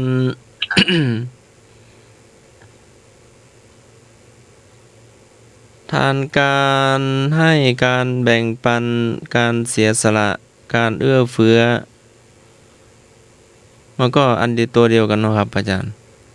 ตัวเดียวกันมันสายน้ำสายเดียวกันเนาะเป็นแม่เดียวกัน มาตัวกันครับอาจารย์ มาด้วยกันเนาะอ๋อ มัน แสดงว่าทานนี่ก็มีความเสียสละอยู่ในนั้นเหมือนกันเนาะ ครับเป็นอันหนึ่งอันเดียวกัน อันหนึ่งอันเดียวกัน ครับไม่ แต่ผม ไม่ มาฟังแล้วเนี่ยด้วยความหมายนี่คำว่าจาค่าความเสียสละนี่รู้สึกจะเข้มข้นกว่าเข้มข้นตรงไหนครับ ครับผม ท่านผู้ฟังเข้มข้นตรงไหนช่วยกันวิเคราะห์กับเราว่าเข้มข้นตรงท่านนี่จะวิเคราะห์หน่อยจะเจอเนอ โทรมาใหม่นะก็พยายามกด เน้นๆ จาค่าเนาะก็เป็นความรู้พิเศษเนาะเพราะว่ามัน ครับ มันสงสัยอยู่ในใจนี่มันก็ปล่อยสงสัย โทรมาเบอร์นี้บ้างเนาะ053-226-058เนาะ ลองมาว่าด้วยกันแล้วเนาะทำนี่มันสามารถที่เราจะมาคบคิดได้เนาะนอกจากเนาะ ครับผม มันเป็นสิ่งที่เราคบคิดได้เพราะว่าพระพุทธเจ้าเป็นสอนให้เราคบคิดไงหัวข้อธรรมเนี่ยไม่ใช่ว่าปล่อยมันเลยตามเลยไปนี่มันก็ยังสงสัยอยู่นะก็จะกลายเป็นวิจิกิจฉาหนึ่งในนิวรณ์เนาะทำให้เราสงสัยอยู่เรื่อยไปนะอ้าว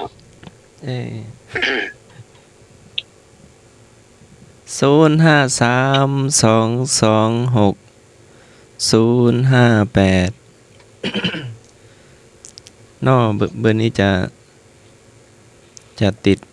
ดีเนาะ053-226-058บางคนเราจะอู้เรื่องทานกับจาค่าอยู่เนาะ ครับผม ในเมื่อเป็นอยู่ในช่วงระหว่างโทรอยู่คงขอแสดงความหันอย่างนี้นะครับ ว่าอาจารย์ ครับผม ว่าคำว่าจาค่านี่มันรวมไปถึงกิเลสเลยเนาะกิเลสตัวนี้ร้ายกาจเนาะร้ายกาจเพราะฉะนั้นนี่ถ้าจะว่าไปนี่ความเข้มข้นของจาค่านี่เข้มข้นกว่าทานธรรมดาเนาะแต่ว่ามันสัมพันธ์กันตรงที่ว่าทานนี่มันมีจาค่าอยู่ในนั้นก็จะเสียสละเพื่อคูณเอื้อเฟื้อเผื่อแผ่ซึ่งกันและกันแต่คำว่าทานนี่บ่มีคำว่า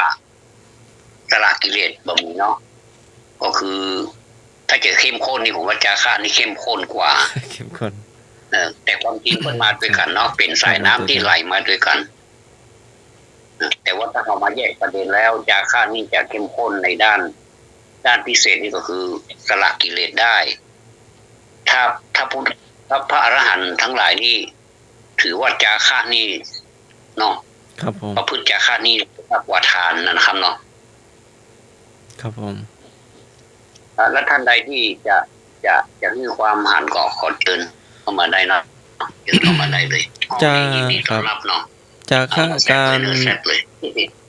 จาค่าการสละการให้ปันการมีสายมาเนอร์เนี่ยมันติดอาจารย์ถ้ามีปิดตลอดกะ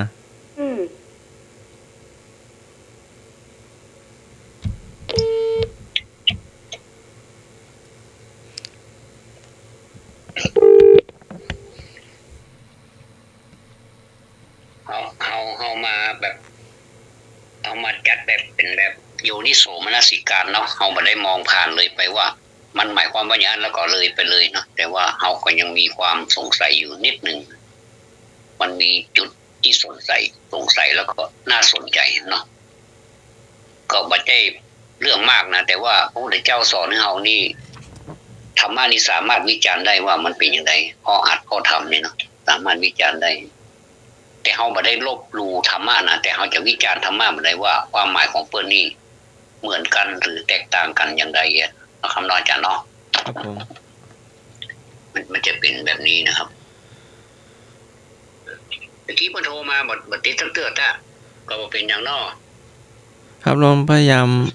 ามโทรเรื่อยๆเนาะก็พยายามกดแล้วนะวิริยะ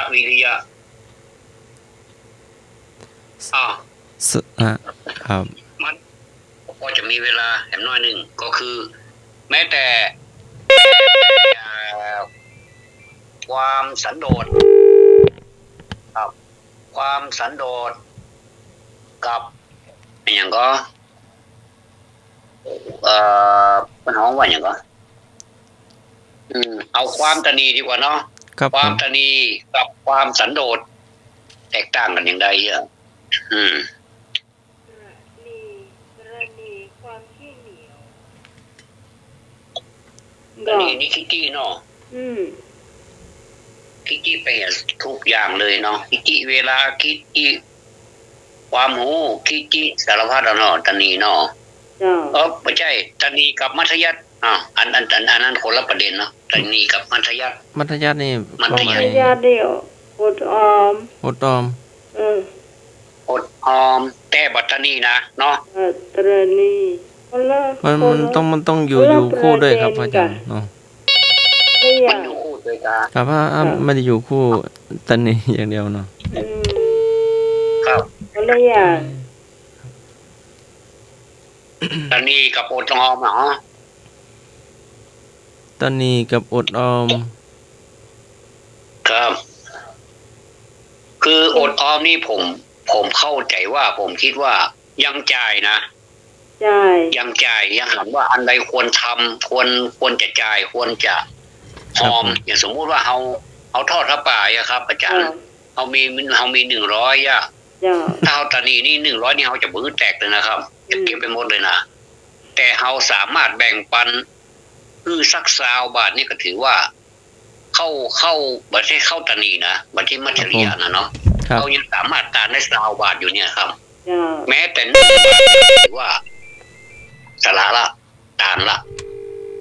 บางมัจฉริยะละเนาะเนี่ยแต่มัจฉริยะนี่บอกคือกระเด็นแม้แต่บาทเดียวเลยนะครับเนาะตานีขี้เหนียวขนาดเลยเนาะนี่ขี้เหนียวฟังชื่อมันขี้เหนียวบางคนก็ว่าประหยัดแต่ก็ต้องมีคำว่าแบ่งปันเลยเนาะอยู่ในคำว่าประหยัดเนาะแบ่งปันนะครับบางคนว่าประหยัดเอาไว้ใช้ไปวันข้างหน้าใช่เอาไว้ใช้ในวันข้างหน้าแต่ว่าในระหว่างทางที่เราประหยัดเรากำลังอดออมอยู่เนี่ยเราเห็นคนอื่นเพิ่นได้ตกทุกข์ได้ยาก เขาทนอยู่ได้ไหวก็เขาก็ต้องช่วยเพื่อนตามสมควรแก่แรงของเราแม่นเหรอครับ ครับผม แล้วเว ตา ลาม เพื่อน กำ มี ลัง งานบุญงานกุศลเพื่อนมาบอกเขาก็เอาหอมไป พอสมควรแก่แรงของเขาเหมือนกันแบบเบียดเบียนตัวเองนับว่าจะว่ามี100หอมไป99 บาทหรือ1 บาทเขาจะจ่ายได้วันน่ะมันก็ไม่ไหวแล้วเนาะหรือว่าหอมไปถึง100เนี่ยก็เดือดร้อนนะครับ บางทีก็ว่าทำไมบ่อยจังเราไม่ได้บังคับเนาะตาม ก็ได้บังคับถ้าศรัทธาก็ทำถ้าสะดวก ถ้าบ่ศรัทธาก็อนุโมทนาสาธุไปก็ได้บุญแล้วนะครับ ก็บางทีก็เกรงใจเนาะแต่ก็ทำได้เนาะ ครับ 10 บาท20 บาทบาทเดียว ทำได้อะ สาธุ ครับได้หมดนะครับอันนี้เพราะฉะนั้นนี่ผมว่าสองอย่างนี้จะบ่เหมือนกันเลยนอกจากเนาะบางทีเราฟังแล้วเหมือนกับจะเป็นตัวเดียวกันก็เหมือนกับทานกับจาค่าตะเกียมันจะแปลกกันไปน้อยหนึ่งนะครับ แต่อันนี้ไปอดออมกับตานีนี่คนละโลกเลยนะอาจารย์ เนาะ ตอนนี้ คนละโลกเลยนะครับ คนละค่ายเลยนะครับ คนละค่ายละ คนละค่าย ศึกบางละจันนะครับ เนี่ยเนาะ ค่ายโพสามต้นบนน่ะเนาะ มาขึ้นธนวัฒน์ ความ เหมือนนั้นเหมือนไข่น้ำเงินกระแดงอ่ะมุม ก็ แดง นักมันคนละมุมอ่ะ นักมวยคนละมุมอ่ะนี่มุมแดงมุมน้ำเงินต้องการจะเป็นศัตรูกันบนเวทีก่อน แล้วลงมาแล้วก็กอดคอกันเนี่ยเนาะตอนนี้นี่คือผิดกันบนเวทีฮะตามกติกานะน่าก็คนละค่ายนะครับ อาจารย์หันเหมือนผมก็มัธยัสถ์กับตานีเนี่ยเหมือนกันก็ มัธยัสถ์อดออม ลองท่านสมัครไปเถียงกับท่านทวัฒน์ตมอาจารย์ มัธยัสถ์เดี๋ยวเขาจะขอแฮมสายนึงอ่ะพี่พรโทรเข้ามาพี่พรในฐานะผู้ปฏิบัติธรรม มาแล้ว อันนี้เพิ่นจะตีความแตก ติด กันเนาะ แล้วครับผม ครับผมครับพัทยานี่อบหอมไว้ล่ะเก็บไว้การเสาร์ทางนี้เดือนหน้านี่ล่ะ หน้ากากหอมไว้การเนาะ ครับที่เหนียวเนี่ยมันเดิน แต่ถ้าที่จริงนี่มีทางกันเนาะ ครับเอามี หมอท่าเลยที่จริงนี่หมอท่าเลยเนอะมีลายเลยอ่ะ ไว้แต่ท่านทวัฒน์แต่ตีนานได้กินอย่างก็ข้าวมันไก่นี่ก็จะไม่ได้กินนะ โอ้ไม่ได้กินเนาะก๋วยเตี๋ยวก็ไม่ได้กินเนาะเพราะมันไปเติกมัดตะนีนะเนาะนี่สำคัญนะนี่มันเป็นความใจของพระตัวนาฮูก็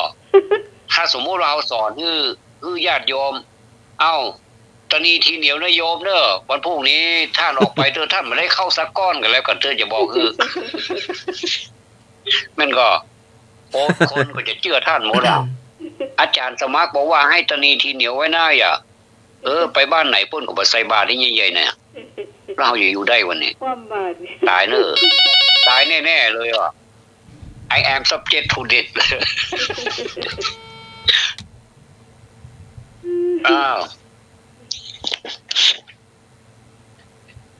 คุณผู้ฟังท่านไหนที่โทรมาแล้วมันบัดติดก็โทรมาเบอร์น้องใหม่ก็ได้เนาะตอนนี้ติดแล้วเนาะ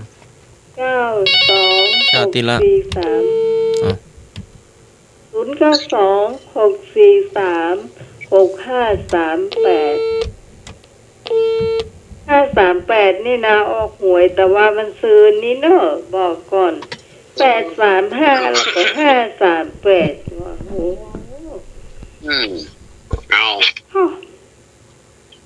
รางวัลที่1แล้วนะเอากำลังสนทนาเรื่องความแตกต่างระหว่างหัวข้อธรรมเนอะในหัวข้อมัธยัสถ์อดออมกับตะนีทีเหนียวเนี่ย มัจฉริยะนี่นะหมายเลขปลายทางไม่ถูกต้องนั่นถูกต้องหมายเลขปลายทางไม่ถูกต้องมันเหมือนโทรแล้วฮั่นปีนี้ปนเก่งแต่ปนอย่างหมูท้องถูกต้องปีนี้ปนเก่งเนาะก็จะใครเป็นผู้รู้เกี่ยวกับโทรศัพท์เนาะ ส่วนมากจะเป็นปิมปี้ทั้งนั้นเนาะโทรศัพท์เนี่ยมันมีอ้ายเนาะมาพูดอ่ะมันถ้าจะอ้ายมันมีเนาะมีกะปี้นะ ที่นั่นกับหมูอย่างถ้าตามโทรศัพท์พอสมมติมันก็บอกไงนะ ถ้า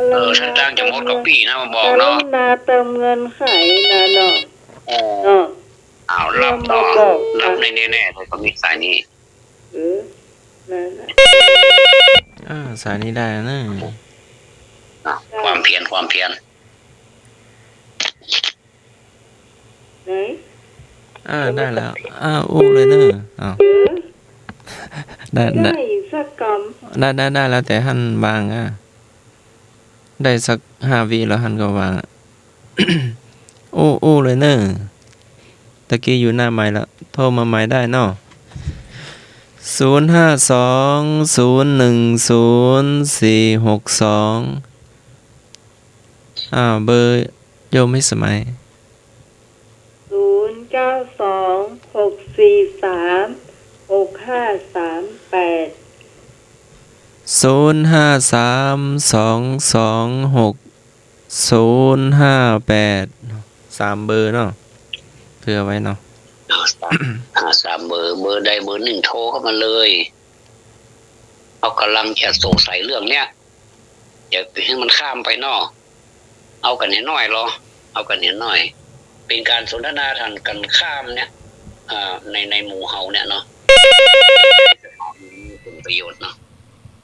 โทรเข้ามาแล้วมาแล้วรับติดแล้วครับเจ้า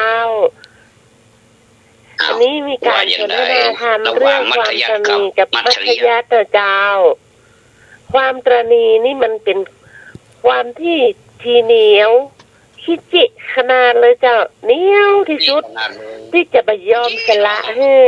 ะออกไปสักน้อยเลยละเจ้าคือเหนียวที่สุดเลยอะเจ้าแล้วก็กสุวรรณมัธยัสถ์นี่นะคือความอดออมแต่ก็พร้อมที่จะสละให้ได้เจ้าเนี่ยก็เป็นทางเดียวกันนะขอบคุณอนุโมทนาเนอะที่มาข้อคิดข้อหันบอกว่าธรรมะเนี่ยเราสามารถที่จะแสดงความคิดหันได้เนาะอย่าไปเพิ่นตั้งไว้ให้มาได้เป็นหลักสูตรได้มาได้แล้วเราบ่สามารถที่จะมาเรียนได้นี่ก็ถือว่าเอาตายจากธรรมะเนาะแต่ว่าธรรมะบ่ได้ตายจากเฮาเนาะแต่เฮาตายก่อนเฮาตายจากธรรมะก่อนธรรมะเรื่องที่ใช้คำรุนแรงในคำว่าตายนี่นะตายเลยอ่ะคือเฮาบ่สามารถที่จะกระดิอะไรเลยบอกเรื่องของเราเลยเนาะจะได้เนาะจะได้นอกจากคุณนิพนธ์และมีภายแหมท่านใดอาจารย์นิพนธ์ว่าใดครับให้สุมาเด้อทำหน้าที่แทนคุณวิสมัยเด้อน้อยหนึ่งว่าอย่างไรอาจารย์นิพนธ์เข้ามาได้เด้อ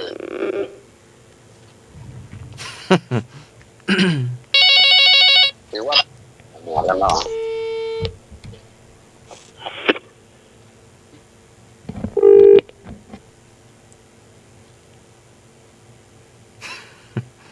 โทรมาได้แล้วเนอะติดแล้วเนอะเจริญพรอาจารย์ธรรมะครับครับผมจะนีก็ขี้เหนียวครับหรือว่าจะนีกับมัธยัสถ์ใช่ไหมครับใช่มัธยัสถ์อดออมคำโบราณว่าคำว่าจะนีนี่มันจะเป็นแบบว่าขี้ไม่ให้หมากินนะครับหรือมัธยัสถ์ด้วยมันหมายถึงการอดออมอย่างโยมพรว่าเมื่อกี้นี่แหละอดออมไม่ฟุ่มเฟือยเนาะว่าจะมีไม่ติดขัดผลจริงๆมีนิทานเรื่องหนึ่งที่อาจารย์ธวัฒน์ได้ยินอาจารย์ธวัฒน์เล่าหรือเปล่าที่พระโมคคัลลานะเหาะขึ้นไปบนอะไรล่ะบนปราสาทที่เศรษฐีก็ทำขนมเบื้องครับกินนั่นแหละขนมเบื้องเนาะครับผมช่วยเล่าให้ฟังหน่อยครับเพราะว่าผมจำไม่ค่อยได้นิมนต์อาจารย์ธวัฒน์ครับเดี๋ยวจะเล่าขอใส่ตะกี้ก่อนเนาะมันติดหรือยังอาจารย์นับหรือยังน่ะ ที่เป็นสายที่สองลอง อ๋อ จาก สายหลุด อาจารย์นิพนธ์ สายหลุดไปแล้วครับ สายหลุดไป พยายาม ครับ พยายามแล้วครับ อันผมจะเล่าไปก็ได้เนาะว่าเศรษฐีคนนี้นี่เป็นคนขี้จี้ขนาดแม้ได้จะกินขนมเบื้องเนี่ยหิวแสนหิวขนาดมีเงินมีทองขนาดเนาะมีพระธาตุบริวารเยอะแยะหมดวันหนึ่งอยากกินขนมเบื้องก็เลยสั่งเมียบอกว่าขอไปทำขนมเบื้องหนึ่งเมียก็บอกว่าเขาจะทำเฉพาะครอบครัวเขาก็ได้เฉพาะข้าทาสบริวารของเขาเนี่ยบอกว่าได้เอาข้าทาสบริวารก็บ่ได้ นั่นน่ะหมาย ใครจะกินคนเดียว ท่านทวัฒน์ ผมยมน้ำหมายจะถามอะไรสักอย่าง ท่านทวัฒน์ก่อนจะเล่าเนี่ย ต้องถามก่อนว่า แกไปหาขนมเบื้องจากไหนเศรษฐีคนเนี้ยไปหาขนมเบื้องจากไหน อันนี้จะเอาไปมาแล้วนะเพราะว่าเวลามันได้เวลามันแล้วเนาะเขาจะบอกนิ่มได้อันนี้นี่มันจะเป็นเรื่องยาวนะมันเป็นเรื่องธรรมบทเป็นเรื่องยาวมากเลยก็ขออนุญาตเดียวถ้ามีโอกาสเขาก็มาเอาตั้งแต่หันมาจากไหนเป็นเมืองอย่างจื่ออย่างนี้นี่ก็เนาะขออนุญาตเด้อเอาตั้งแต่จะกินขนมเบื้องแล้วตอนนี้นะเนาะถ้าคุณมีสมัยเนาะเพราะว่าเวลามันไหลไปละได้ก่อไปเลยไปเด้อเอาอยู่จันเจ็ดหรอก็เอาอยู่จันเจ็ดหรอใครกินแล้วก็เลยบอกสั่งเมียให้ทอดขนมเบื้องดันทอดที่ไหนก็กลัวเพิ่นหันกลัวเพิ่นลูกกินอย่างอาจารย์นิพนธ์ว่าแก้วมันตะนีเนาะก็เลยว่าเอามีปราสาทถึง7ชั้นก็เอาขึ้นไปพุ่นเอาขึ้นไปทอดบนปราสาท7ชั้นพุ่นพระพุทธเจ้าหันว่าคนนี้จะมีคุณสมบัติในการบรรลุมรรคผลนิพพานเด้อบรรลุธรรมเด้อก็เลยบอกให้พระมหาโมคคัลลานะเนี่ยไปจุดชนวนเนาะไปคล้ายๆว่าคือไปแย่เล่นแล้วเพื่อคือแกได้โคดได้อย่างเงี้ยแล้วก็แกจะได้รู้สึกตัวแล้วก็ในที่สุดมาก็จะได้เทศนาธรรมให้ฟังเนี่ยผลสุดท้ายมาก็พระโมคคัลลานี่ก็รับคำสั่งจากพระเจ้าแล้วก็เหาะขึ้นไปบนปราสาท7ชั้นก็ไปอยู่ดำนะว่าพระสมณะนี่มันกวนเฮาเนี่ยเฮากำลังจะกินขนมเบื้องนึงมาขอบอกเอาไปมาเห็นน้อยเดียวเอาไปมาก่อนผลสุดท้ายมาการเนี่ยไปมาพระเถระนี่ก็ทำปฏิหารต่างๆทำแกหันอย่างใดนี่ผลสุดท้ายมาแกก็ได้ฟังธรรมแล้วแกก็บรรลุธรรมเนี่ยนะอันนี้นี่ย่อที่สุดแล้วนะบอกพูดถึงว่าแสดงปฏิหารอย่างไรเนาะอันนี้คือที่อาจารย์นิพนธ์พูดว่าตะเกียนเนาะเรื่องนี้เรื่องความตนีของเศรษฐีเนาะเดี๋ยวครับย่อที่สุดแล้วนะเนาะความจริงมันยาวกว่านี้กันเลยขอบคุณครับอาจารย์ครับอาจารย์นี่คือเล่านะย่อๆเนาะย่อ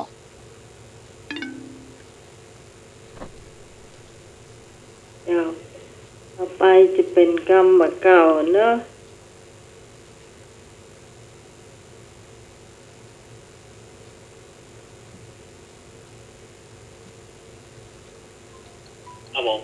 จ้ากรรมเก่าเนาะ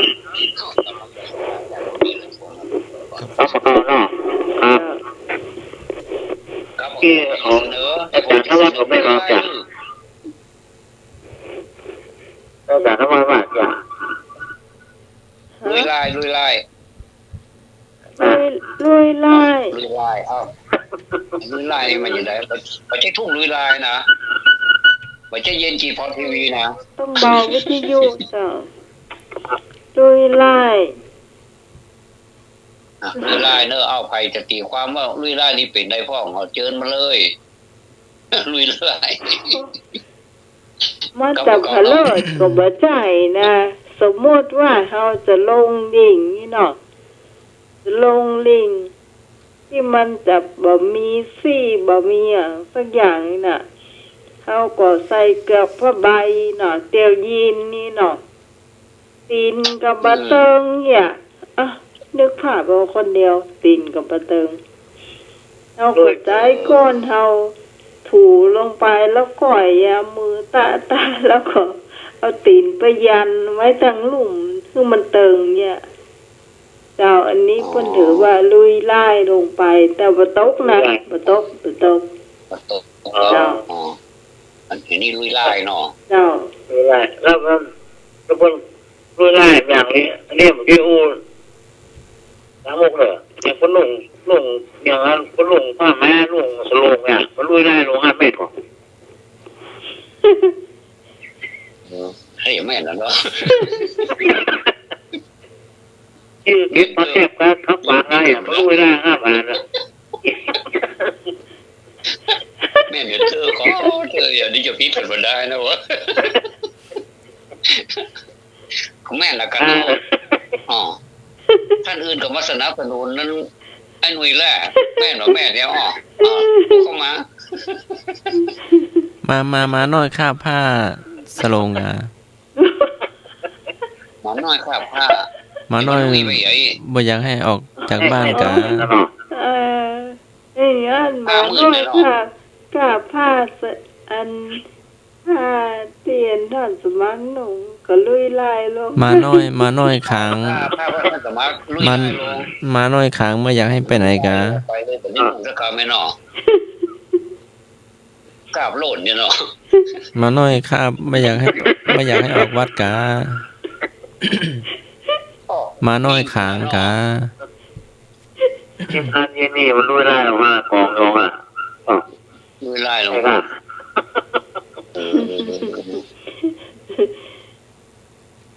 แล้วก็อันนี้ก็ลักษณะของคนเมาเนาะอันได้ที่แล้วก็เสียมันหมูจากที่บ้านมันกำไปนี่ขี่รถถีบไปเนาะก็มาจุ่รถถีบปิ๊กมันปิ๊กถึงบ้านอยู่นายหนุ่ย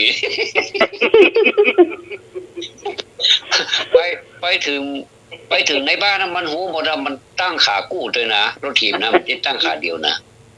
แต่มันตอนมันขึ้นขั้นใดนั่นกะมันลุยไล่อยู่ลงขั้นใดเสียว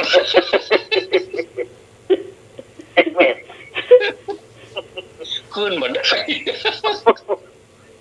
เคยขึ้นเป็นประจำนะมันจะอู้กับขั้นใดเนาะของค่าขึ้นได้เหตุเตอร์วันนี้นะ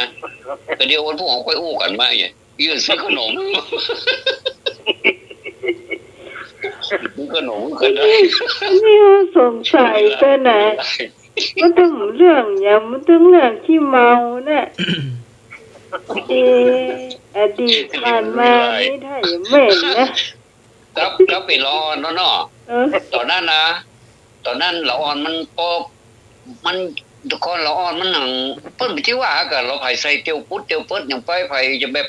จอกก็ได้หรอมันบ่ค่อยมีสตางค์มันสตางค์มันบ่ค่อยมีนะก็คือคนทุกข์เลยตัวออกง่ายๆเนาะว่าดึงมาอายนี่ไอ้อย่างกับล่างจะเล่นเตะบอลกันเนี่ยบอลก็บ่ใช่บอลนะมันเป็นกระดาษแล้วมาปันก็เอาหนังหัวเขาหั่นเนี่ยเป็นบอลนะลูกว่านี่ตายเดี๋ยวมันเตียวมันลุยเลยโชว์ความเก่าเลยอ่ะ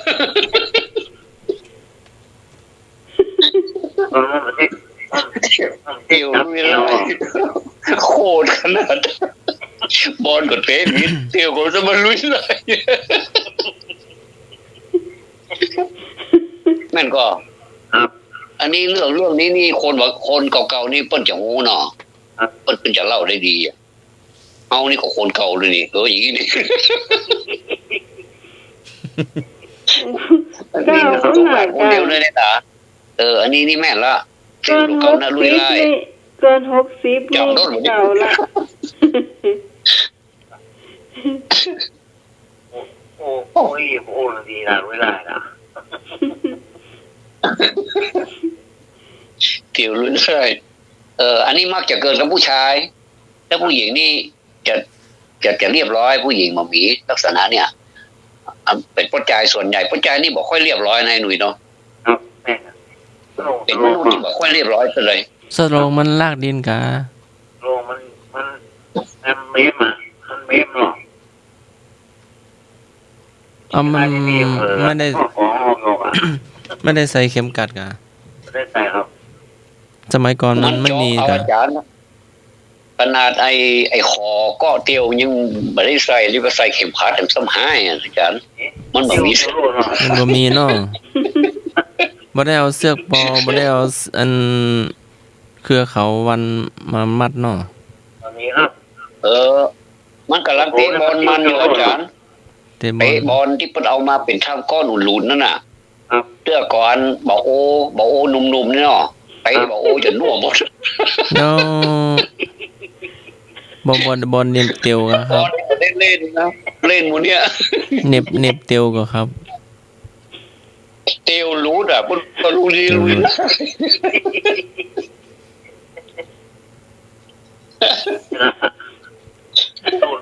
ใช่ว่า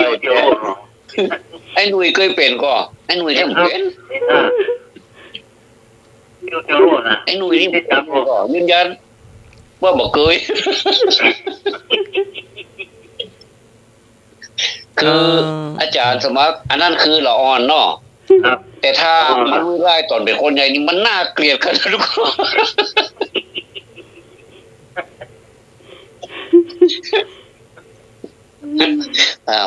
นพอใหญ่ขึ้นมาแล้วเขาก็มาย่าอย่างนั้นเนาะเอาเป็นละอ่อนนี่มันเป็นละอ่อนแล้วมันเจ๊หูจักกันอย่างเตอหรอป.2 ป.3 อย่างเงี้ยกำลังเป็นยักษ์อยู่น้อยนี่เนาะอย่างยักษ์มีเดี๋ยวพูดแล้วก่อนนะ เตียวรู้มันยังว่าแล้วใจไปแล้วนะเตียวมันรู้วันนั้นมันยังเตียวไปโล่นไปเตะบอลอยู่ได้มันแขนบอลเตะบอลถูกก็ครับ ผมมีอยู่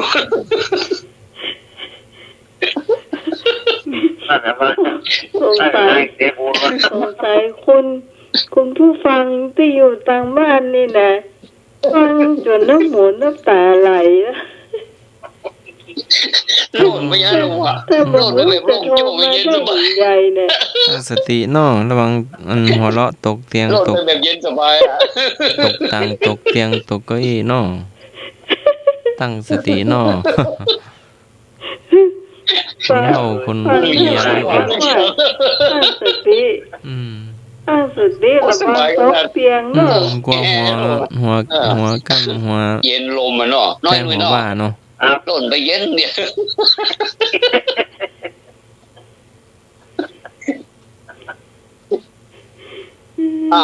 บัดเชื่อก็ถ้าไผ่บัดเชื่ออีนะมองหันภาพเลยถ้าไผ่มีลูกนะลูกประจายเนอะก็ลองเตะบอลกับลูกแล้วก็ใส่เตียวหลวมๆหอยเตอะมันถึงลุยเลยเนี่ยนอนเตียวคนแย่มาใส่อ่ะ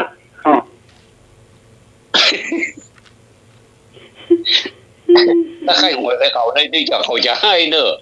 แขนรู้นะ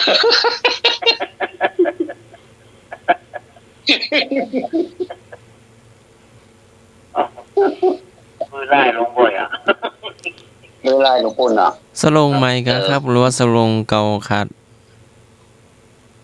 แล้วก็อันขึ้นต้นไม้แหมนอเกยก็เปิ้นแข่งขันกันขึ้นต้นไม้อ่ะแล้วก็แบ่งกันคนละทีมเนี่ยแล้วก็ขึ้นกันพอไปขึ้นไปมดคู่โคนนั่นก็จะชนะไอ้นอแล้วไอ้หมออยู่บนมันก็ลำบากอยู่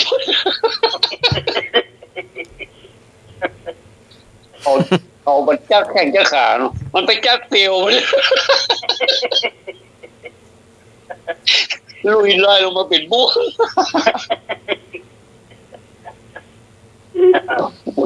มี 4-5 คนเย็นดู 4-5 คนลุ้น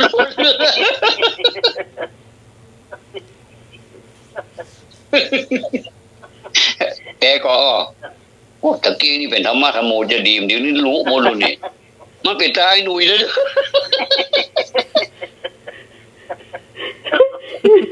มาหมดจะดีเอาหน่อยได้ไหนน้ำตัวได้หนุ่ยเนี่ยง่ายดิ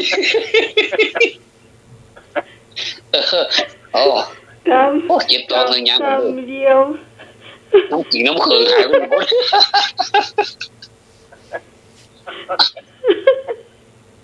เอามาแล้วไม่ได้หรอกพ่อ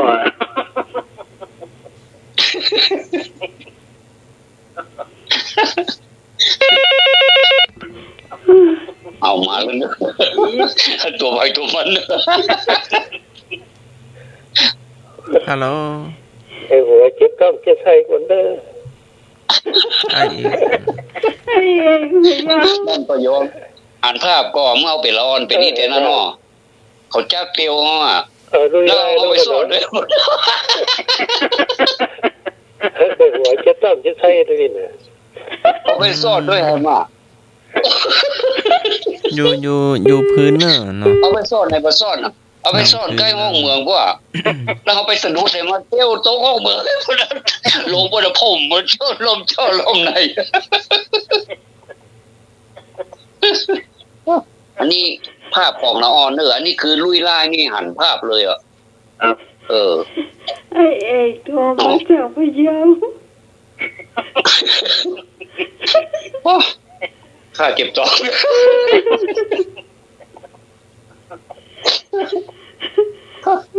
ตายไวแต่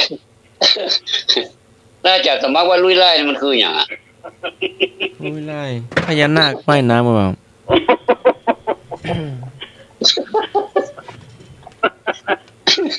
มาเร็วของสูง ถูก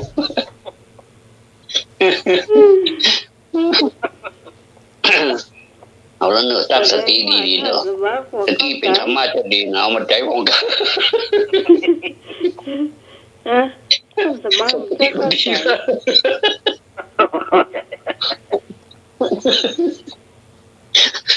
แต่รู้ว่ามันเป็นกรรมเนาะ เพิ่งท่านวาดว่าที่วัดดอนปานเนี่ยจะบันทึกเสียงไข้หัวหายใช่ดีได้สตางค์พ่องเนอะอามาใครเขียนเนี่ยน่ะแต่เนาะคนมันจะลุ่มตาเนอะ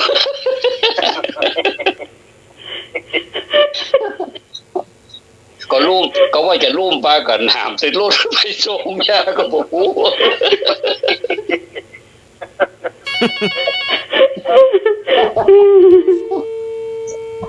อันนี้ตู้โจกน้อยเนอะตู้โจกน้อยเอาบริการ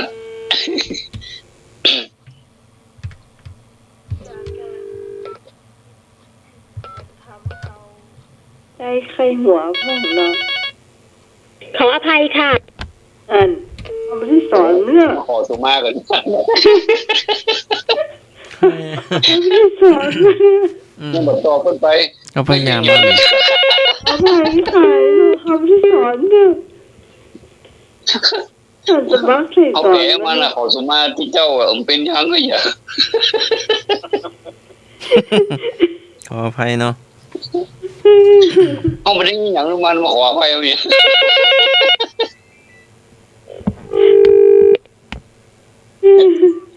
คนสุภาพดีแต่ขออภัยข่าวว่า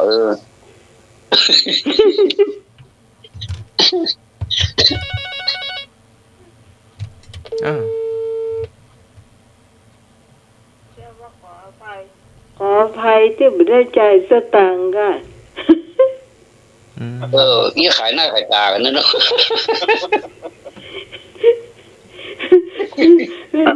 อันนั้นไม่ใช่เกณฑ์หมดเลยไม่ใช่ชั้นฉากกันทุกนี้มาตาเปิดหรอไม่ใจหรอกขอไฟหมีไม่ใจหมดอ่ะดังดีๆนะถ้ามันเสียงนะเหมือนมันเสียงนะปิดเสียงไว้เหี้ยนี่มาเอาได้ยินโอ้ที่คนเดียวก็ละเนาะทำอันนี้มันจะขายหน้าเอานะขอไปข้าวโดนชำระเงินอันก็นึกว่าท่านผู้ฟังโทรมานะครับปิดเสียงบ่ตันอย่างฮับไปได้อาจารย์เป็นได้เขาว่าเสียงไข้หัวกระทบกระเทือนโทรศัพท์กะโทรศัพท์หน้าตาเหมือนกันน่าเอาพยายามเมื่อโทรเข้ามาเนอะกำลังอยู่ในช่วงไข้หัวกันอยู่เนอะยิ้มจ่ายดิ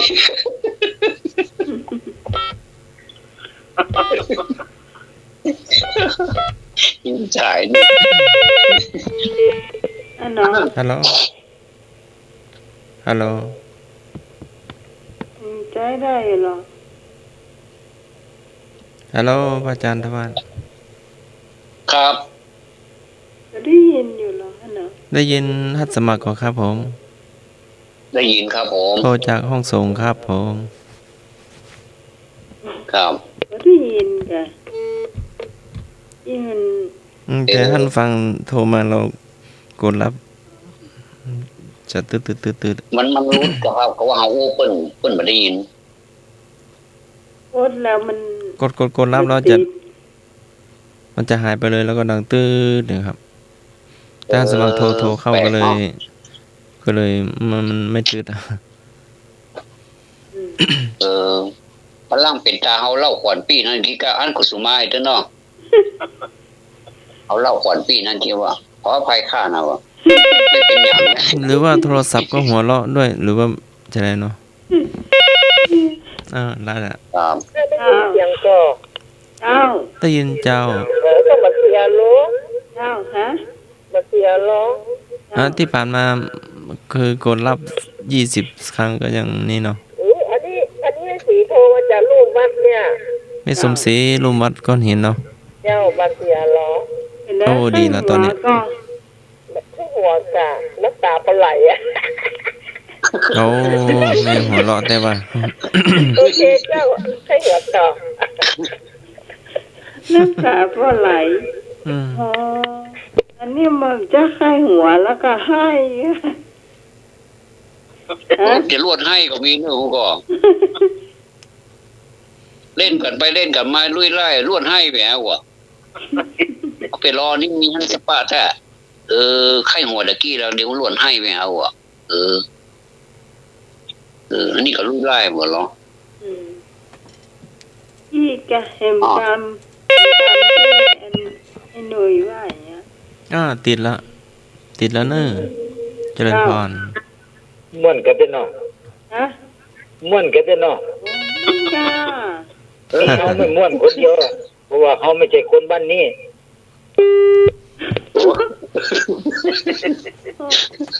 ช่างคนบ้านนี้วะพระโอ้ยอ่านเนี่ยเป็นคนบ้านนี้ลูกเราบอกคนบ้านนี้เขาคนตันคนเชียงใหม่เหรอคนบ้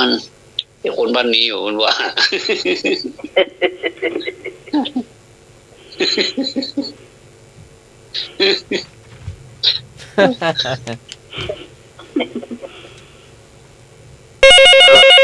สงสัยมันติดแล้วที่เพื่อนว่าเนาะคนหนึ่งโคราชคนหนึ่งอยู่จังหวัดเลยอ่ะแต่คนหนึ่งอยู่เชียงใหม่อันมันอยู่โคราชมันก็ธรรมดาแหละเขาไม่ใช่คนบ้านนี้หรอกก็เลยฟังมันเขาเชียงใหม่3โคราช1จังหวัดเลย1ไปสู้ได้ว่ะก็ลุยไล่กันเนาะ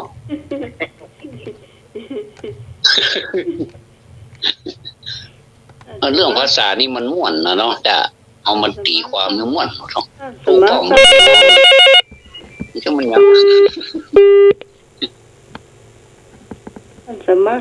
เข้าใจเห็นก่อนแต่เอาแล้วเนอะยางละเจ็บท้องขออนุญาตเจ็บท้องเฮ้ยนั่นว่าแล้วกินน้ำขิงน้ำมาไข้หัวนี่มันก็เจ็บท้องนะเนาะหลวงพ่อตกใจแล้วก็หลวงพ่อตื่นแล้วก็ว่าใหญ่ก็หลวงพ่อตื่นแล้วก็พระอาจารย์หัวเราะดังหลวงพ่อตกใจค่ะมันผูกอย่าประชุมละใครมาไข้หัวเลยใครมาประชุมลงโทษมันนี่ไปกว่าจี้เหยื่อข้างถาดมัน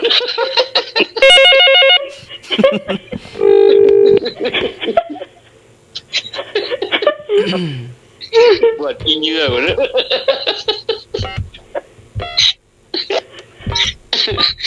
ใช่แล้วปวดใจวิธีเป่า อันว่าสาหินก็เป่าแล้ววิธีเป่ากว่าแล้ว กว่ากินเหงากองแม่ก็โอ้ย ก็ได้ยินก็สบาย เจ้า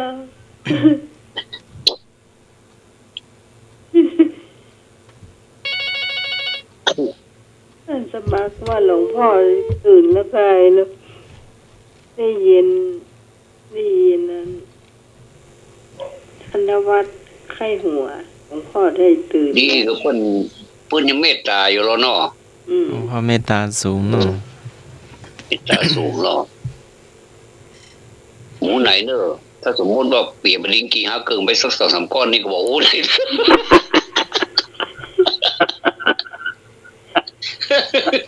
ไอ้หนุ่ยจะโดนกดเปิ้ล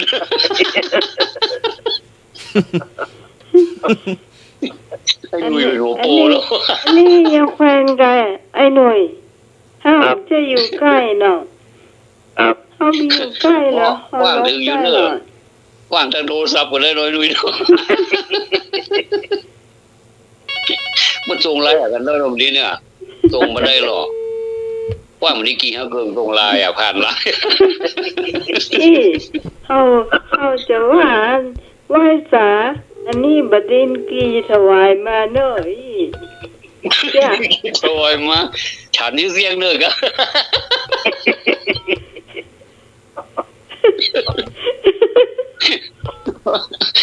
ไอ้ตัวเจ้าอะไรจะไปเงี้ยอยู่ไหนวะแข็ง ฮัลโหลได้ยินก็ มันไม่ใช่ลูกหมูนะครับ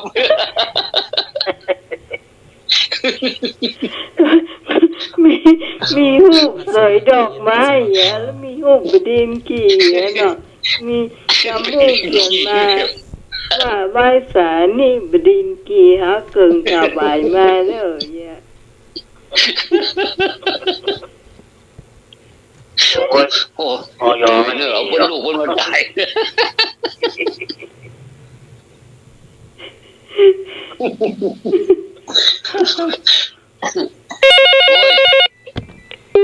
ได้การอย่างนี้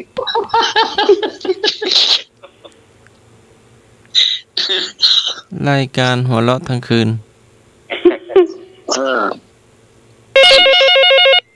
รายการยาอายุวัฒนะ ให้หัวนั่งลำไปกับกามค้างหมดอาจารย์ตายเนอะเชี่ยงยังมองไม่กลับ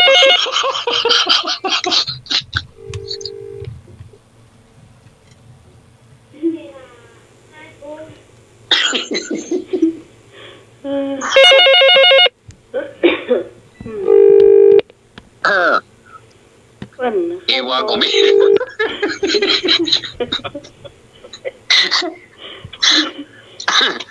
ตอนนี้พระอาจารย์เจ็บท้องเนาะ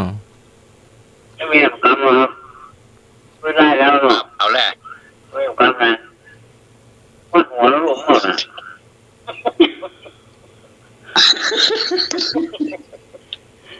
ให้หัวอย่างก็ ว่าหัวแล้วลูกงอนโอ้น่าเกลียด บอกให้หัวแล้วหลงหมดอ่ะ ว่าหัวแล้วลูกงอน อ๋อวันหัวลูกง่อน เอาลูกง่อนก่อนมาได้กะ เอาเจ้าปีนลูกง่อนก่อนแล้ววันหัว เมื่อกี้เนี่ยมันแห้งแล้วไอ้อะโอ้โทโอ้ละอ่อนมันเนี่ยเนี่ยกันขนาดตุลุงอยู่เพียงยังสับไม่ตึงเลย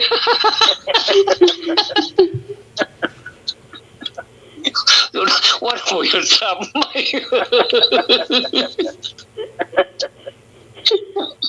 ขยมเดี๋ยวก่อนที่พ่อเขาข้ามกันนายหนุ่ยเนาะขยมใหญ่ที่มันข้ามแล้วน้อยไปเยอะเถียงมาได้นะเถียงวัดหัวละแล้วตุลุงนี่ยินว่าใส่สู่เขาอย่างกันน่ะโอ้มันต้องหันนะตุลุงสับไม่ตึงไม่ว่าเนี่ยขนาดนั้นมันล้ำเหลือก่อนสมัยนี้มันได้แล้วเนาะเดี๋ยวนี้ถ้าสมัยนี้นี่สวนนั้นน้อยหนุ่ยเนาะ ได้ใหญ่ๆน้อยๆพอกันนะเนี่ยหลองย่ามาก็สวนเนาะก่อนนี้ขยมนักเนาะยมนักวัดวารามขยมน้ำเนี่ย เดี๋ยวไปซ่อหาหมีโยม โอ้สอขยมมาโยกของสักคนมาได้ก็ยังไม่ได้โยกคนเดียวอย่าหับตันคนเดียวโยกคนเดียวอย่าเนาะนี่หมดมีขยมอย่างนี้นะโอ้มีขยมไม่ยังขยมโค้งก็มีขยมโค้งมีไอ้หน่อยจำไว้เด้อวันนี้อันสีใหญ่สีหลวงนะไอ้หน่วยไปเป็นขยมเนอะแต่เนาะไอ้หน่วยนี้เป็นขยมนี่ดีเนอะหน่วยก้านดีอันสาระตำแหน่งป้อกำนันเอาไว้บ้านนี่เปียวไปตัวเลยเดี๋ยวเขาจะเก่งแล้วไปเก่งแล้วป้อกำนันมันโยกหัวรุ่นนี้ไม่ใช่หรอไปขยมไม่ใช่แล้วพอหน้าโลกก็เหรออันไอ้หน่วยไปเป็นขยมดีกะกินเจหรออะอย่างดีๆลำๆแกก็ต้องมาเอาอยู่แล้วอ่ะกินผักกินไม้คนเนี่ยแกงที่มันใส่กะปิฮะก็มากินเนี่ยกุ้งใส่ปลาก็มากินเนี่ย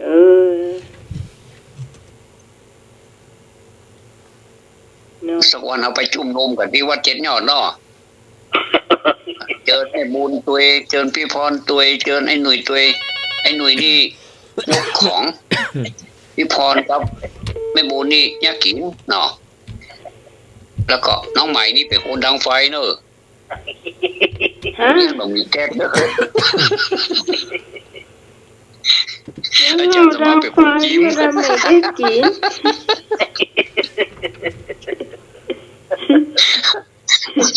สมานกิมเลย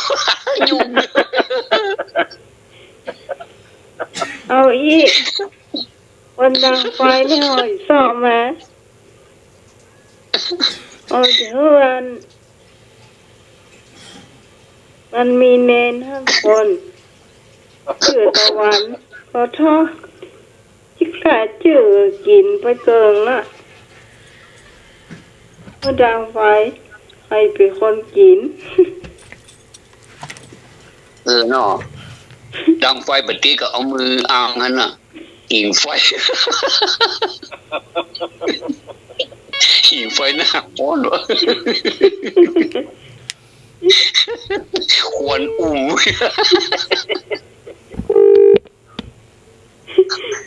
นี่อย่างมันล่ำเหลือ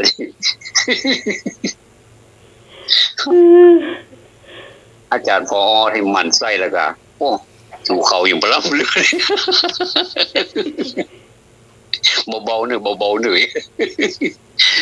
ย่างก็ได้ครับอาจารย์ผมย่างแล้วครับแต่ท่านแล้วยังไม่หยุด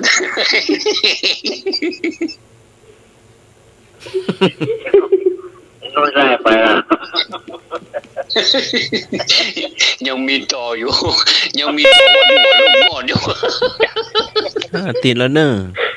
โทรศัพท์ติดแล้วอยู่แล้วไหม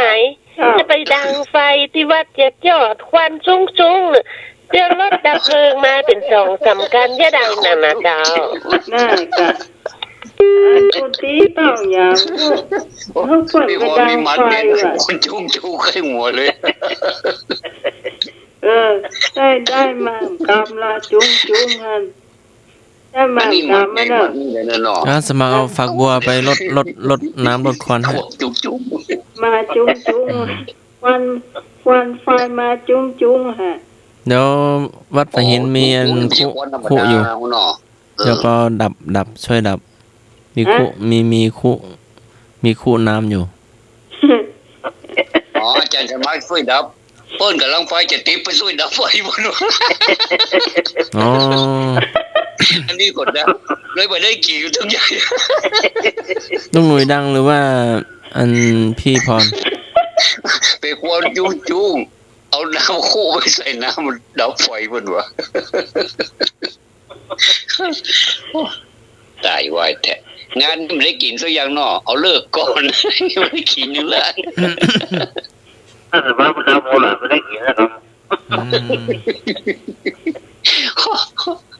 เสียอารมณ์หมดดับไฟหมดเลยสรุปแล้วเป็นคนแท้คนไหวหรอเดี๋ยวเขาอยู่ว่าสรุปแล้วพยพมาบ้านน้องใหม่ดีกว่าเนาะถ้าสมัครเนาะ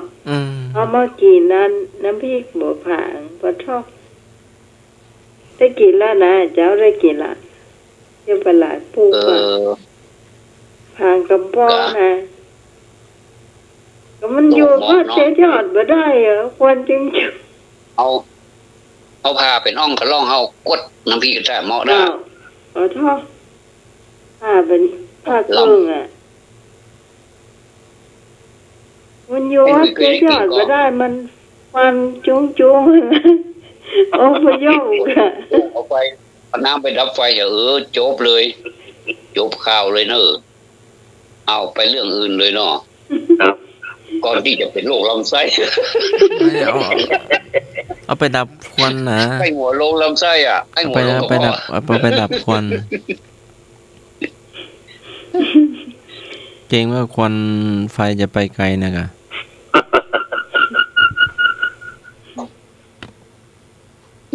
น้ำมันใช่น้อยๆนะอาจารย์สมัครอ่ะใส่เต็มคู่จนฟ้าๆนะมาโหดแล้วมันจะไม่เหลือกำลังจะลวกต้มน้ำลวกผักกันครับครับกำลังจะลวกผักอยู่อ่ะไฟกำลังจะติดมันควรน้อยเดียวบ่ได้แต่น้ำมันนี่จะตำน้ำพริกเนาะน้ำมันจะตำจะมาคนดับหมด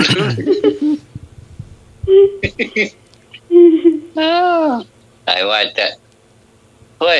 อีทแล้วเนอะไปเป็นโต้เนี่ย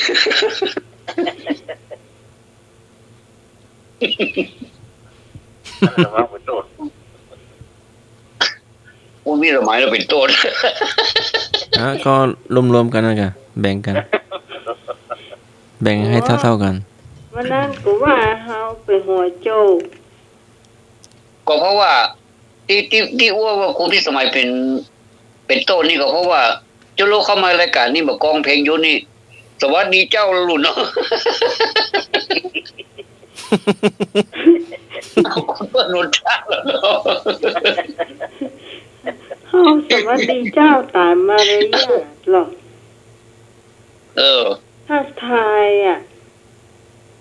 ทักทายนะก็เป็นหัวโป้เนาะก็นี่ก็นิมนต์อาจารย์นิพนธ์เป็นหัวโป้บ้างกะจะได้ตัวไม่อ่อนวัดพระธาตุโดยสังเกตว่า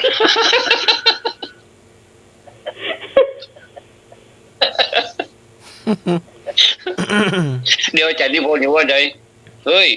มากันทำไมบ้านข้าจะอยู่ที่นี่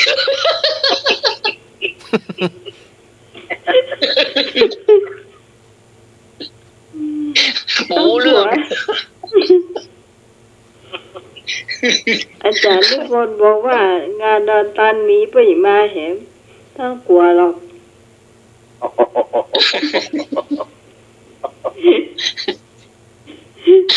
แน่นะแล้วไปกี่โมงอ่ะเรื่องนี้มาแล้วตัวนี้พูดจะไปชั่วโมงไงย่างก่อนบอก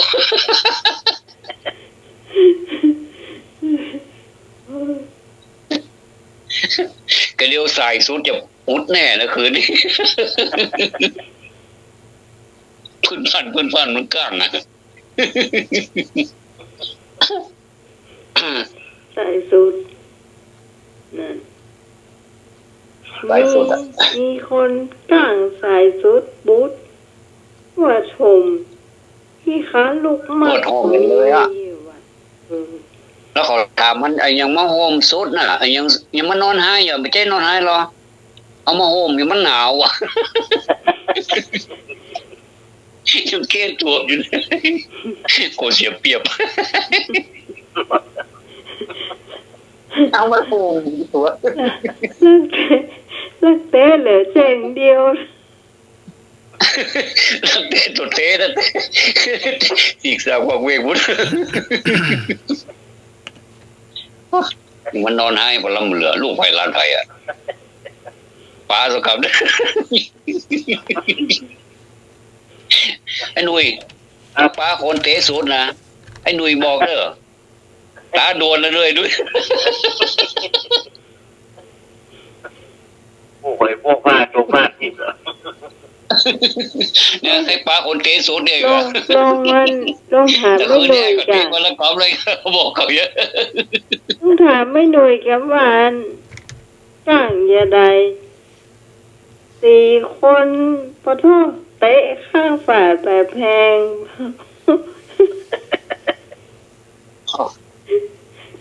ตอนนี้มันเตะนั่นหมูจะเก็บตะกะมันกล้าหรอฝ่ายแบบเต็มไม่หรอกพอโทษโอ้เป็นว่าฟ้า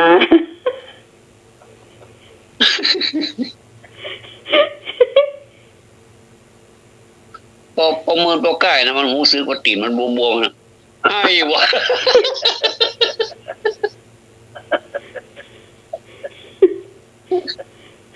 อันนี้เป็นข้าวเนาะอันนี้เป็นเจี้ยเนาะเจี้ยยาวเนาะเอาหันหน่อยนี่หน่อยมาใส่ต้องปิดเจี้ยละอันนี้เป็นเจี้ยแล้วเนอะปิดเจี้ยไปเรียบร้อยแล้วอัตโนมัติเลือกให้ยังเลือกไอ้หนุ่ยเด็กสุด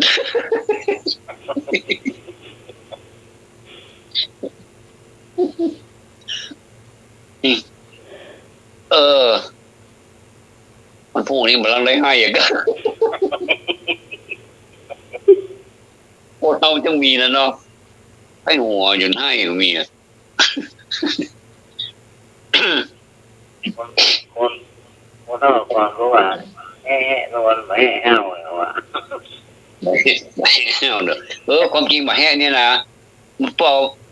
เอาฟักมันมากับน้ำพริกเนาะเอาหน่วยมันเนาะหน่วยนุ่มๆเนาะมาแห้งเลยอ่ะโอ้ลำเนอะกับน้ำพริกอ่องนี่นะมันเหมาะเว้ยมาแห้งเคยอ่ะมาแห้งนะมาเคยมาแห้งเน่าเนี่ยมาแห้งมันเป็นต้นแล้วไปมันน้อยๆน้อยหน่อยเนาะแล้วก็ฟักมันจะเป็นข้ออ่ะไม่นะครับต้องฟักนุ่มๆเนื้อมันลำกับน้ำพริกเหมาะหมูจักเกิดบัตันเกิดเลยหมูจักกินนักก็พอดีเดี๋ยวจะให้เห็นละมันนี่มันห้าวหรอไม่รู้ว่าไม่ห้าวนะพ่อน่าจะเหมือนอย่างมะม่วงหาวมะนาวโหน่ะเนาะไหนเงี้ยกินแล้วรู้ต้องอ่ะกินนักอ่ะ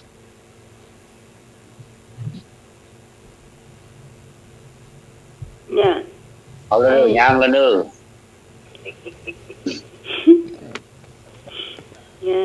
เอาไข่หัวกันตั้งแต่ว่าแล้วก็ย่างวันนี้ได้แล้วก็5:27 นาที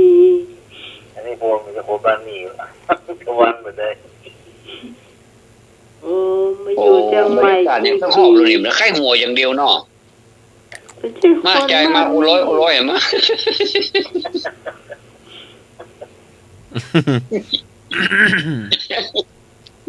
อาจารย์สมัครเอานักหน่อยกล้าไปตายนอหนูกับนอเนนเนี่ยแกเอา200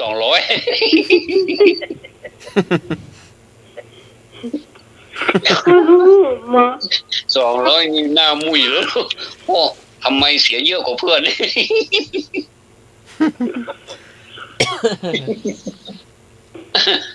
แต่หรออาจารย์นิพนธ์ยิ้มอยู่ว่ามาตราโดยสเก็ตพุทธเอามา150พอละ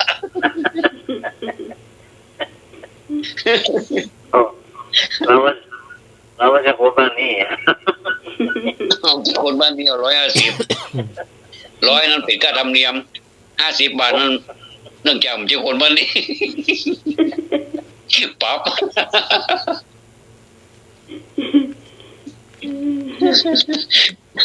เอาฝากที่ไอ้หนุ่ยเนอะไอ้หนุ่ยไปจ่ายกรรมวันคืน16 ค่ำเด้อไอ้หนุ่ย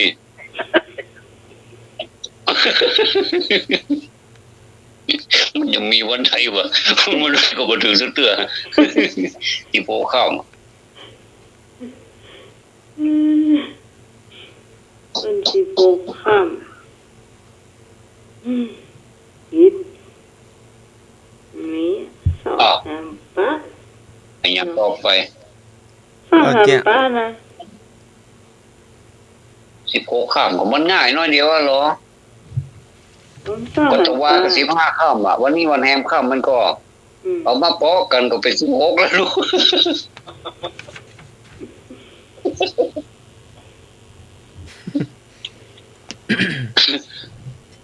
16ข้ามน้อยหน่อยเนาะถ้าเป็น17ข้ามก็เอา2ข้ามมาปอก15ข้ามก็เป็น17ข้ามแล้วเนาะนึกออก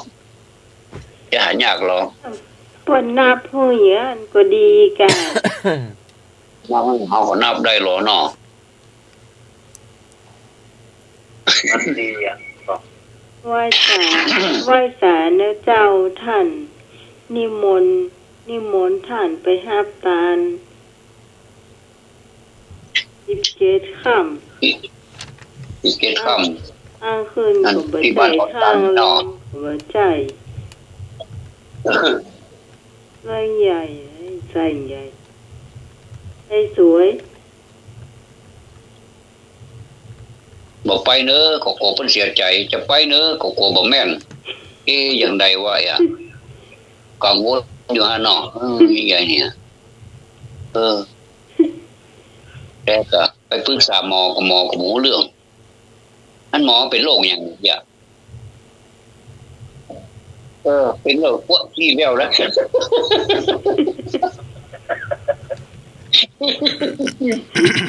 เป็นโรคว่าขี้เลี้ยว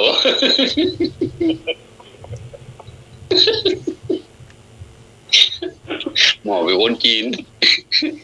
ปรึกษาหมอจีนเป็นโรคอะไรหมอเป็นโรคว่าขี้เลี้ยววะ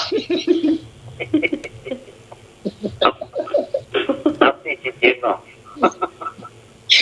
เจ็บข้ามาว่าขี้เลี้ยว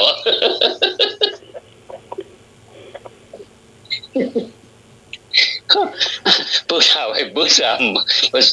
าหมอว่าขี้เลี้ยวจบเลยไปปรึกษาลุงใจปรึกษาลุงใจปากบอกเลยสามใจว่าไปเจ็บตรงกลางไม่ซื่อๆนั่นน่ะไอ้หนุ่ยลองเรียนเสียงลุงใจบ่เหรอนี่วันชัยพฤกษ์ไฟไหม้ซื่อๆเข้าถึงหวังว่าหน้ากะเหี้ยหรอตลกอีกอ่ะไฟไหม้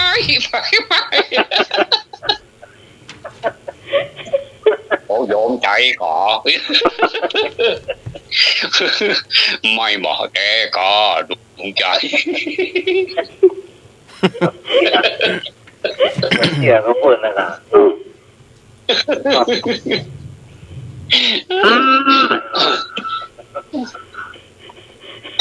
ลองเข้ากันไหม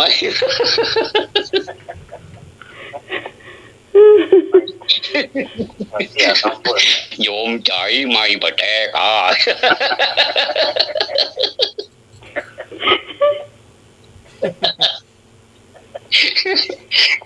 เจ้าหลง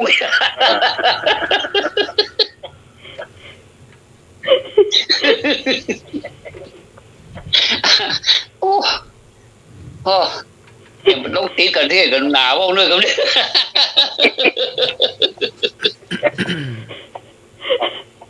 พูดก็หมายมาเด้อพูดก็หมายมาเด้อโอ้ยก็กินน่ะได้โอ้ยดูยิ่งวันนี้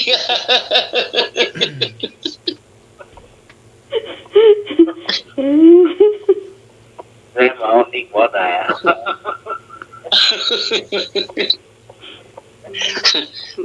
ลุงใจอย่างไม่ขี้โคตรนะลูกหลานเล่นน้อยเดียวก็ได้มันเจ็บลงมา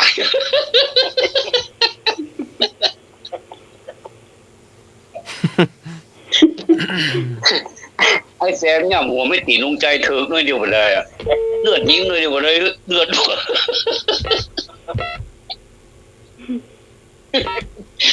โอ้ยังละเด้อแต่ยังไปหาลุงใจอยู่เลย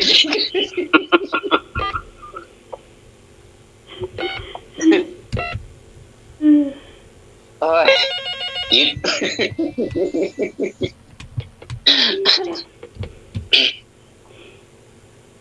ยิดลุงใจเซม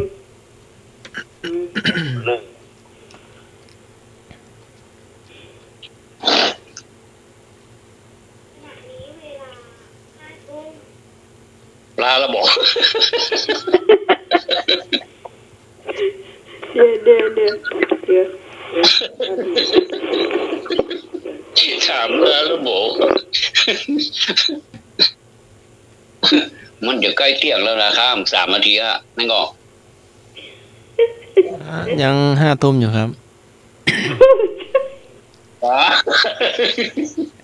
อ๋อเห็นว่าผมมือไปจับใจมันไม่จะเที่ยวแล้วอ๋อไปตามเอาเข็มยาวเนาะอันนี้เพราะว่าเจตนาเนาะเจตนาคือมันเป็นเที่ยงไกลละไกลละ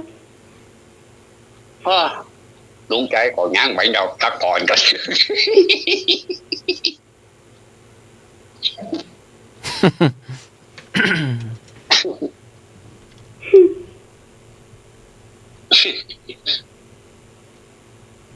วันใจจะคือคนน่ะกันเนาะครับไฟไม่จุดเด้อ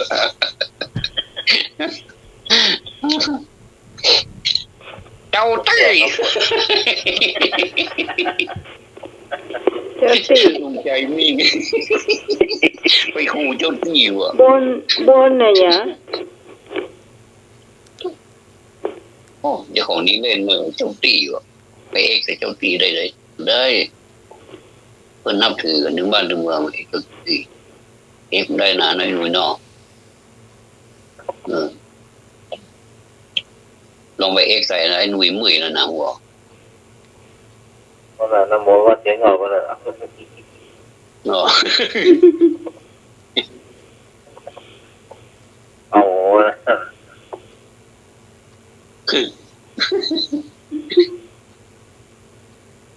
มันมาได้ตามเป้า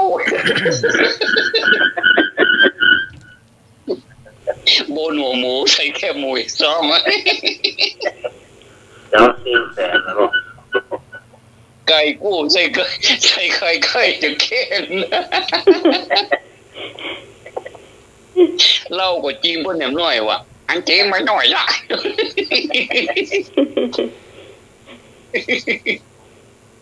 ใส่ถุงมาติ๊กมัดดอกเลยเหรอมัดจอกเหรอเรามันจะฟ้าไอ้โลว่ะเมื่อกี้ไม่น้อยแล้วว่ะจิ้มดังอ้าวเขานักเกย์นั่นแหละโอ้ลงใจเนี่ยนะออกจัดหมอเนอะ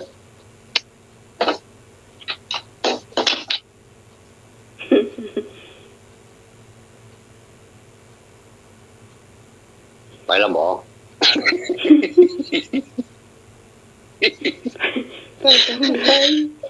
เอาท่านผู้ฟังท่านใดอย่าโทรเข้ามาเด้อ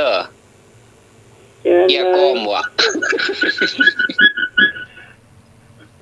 เชิญเลยโทรเข้ามาได้เลยดีแล้วก็ท่านสมัครครับตลกอะไรพวกนี้อาจารย์สมัครรับตัวว่าฮะอ่านอยู่อ่ะ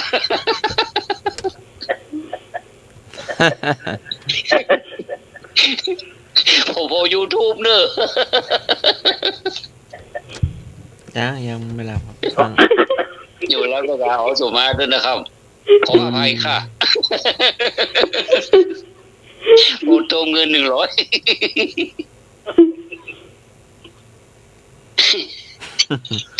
โอ้เป็นช่วงอะไรหรือว่าวันนั้นผมไปวัดวัดจะดีนะเดี๋ยววันนี้อย่ามารู้หมดนี่ เอา ไปวัดไหนครับผม เตรียมสักกรรมให้นั่งสมาธิก่อนเนาะโอสุมาให้เตอร์เนอร์เจ้าพี่นะน้องบางทีก็เล่นนักลำไปก่อนเพื่อความสุขสำราญของพวกเรา อ๋อมาวัดดอนตาลน่ะ จะพอลืมวัดมั้ง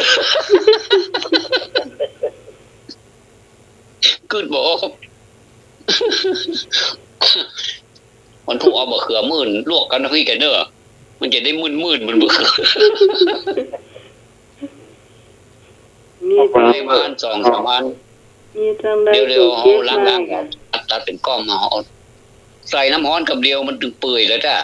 เขือมื่นเนี่ย โอ้มัน ใส่ ล กั ว บ ก เดียวนะ ลวกเมินบะล้ ลวกมื่นบะลำแล้วเป็นโอ้บะลำแล้ว ำบะล้ำเป็นลวกกำเดียวอ่ะ กำเดียวอันขึ้นมากินได้เลยเหมาะกับน้ำพริกอย่างกระล่ำ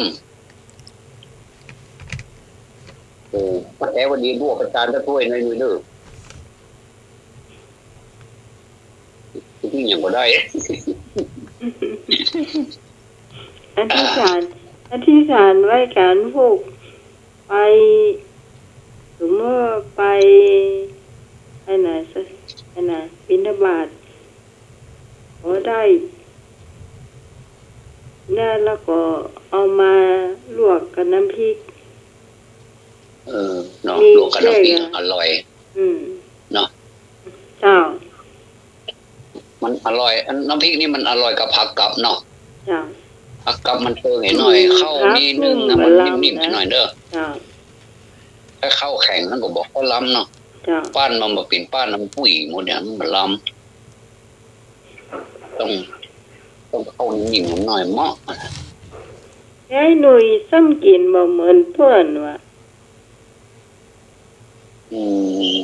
เจแต่ว่าวันนั้นไอ้หนุ่ยอธิบายหรอกไม่ย่อยเนี่ยไม่น้อยเป็นย่อยอย่างใด ก็ตัดต้นมะเขือใส่พริกและมะนาวครับอะไร อ๋อ ใส่พริกแต่ เดี๋ยว มะ เรา นาว เนาะ รุ่นนะครับ อ๋อน้ำปลาก็ไม่ได้ ครับ ไอ้เกลือ ต้องใช้เกลือเนาะ ครับ เป็นเจเนาะเป็นเจมังสวิรัตกะ ครับ ใส่นั่นก็ซีอิ๊วขาวก็ ใส่ซีอิ๊วขาวได้ครับ ใส่แล้ว ได้ครับครับ ได้กะอ๋อ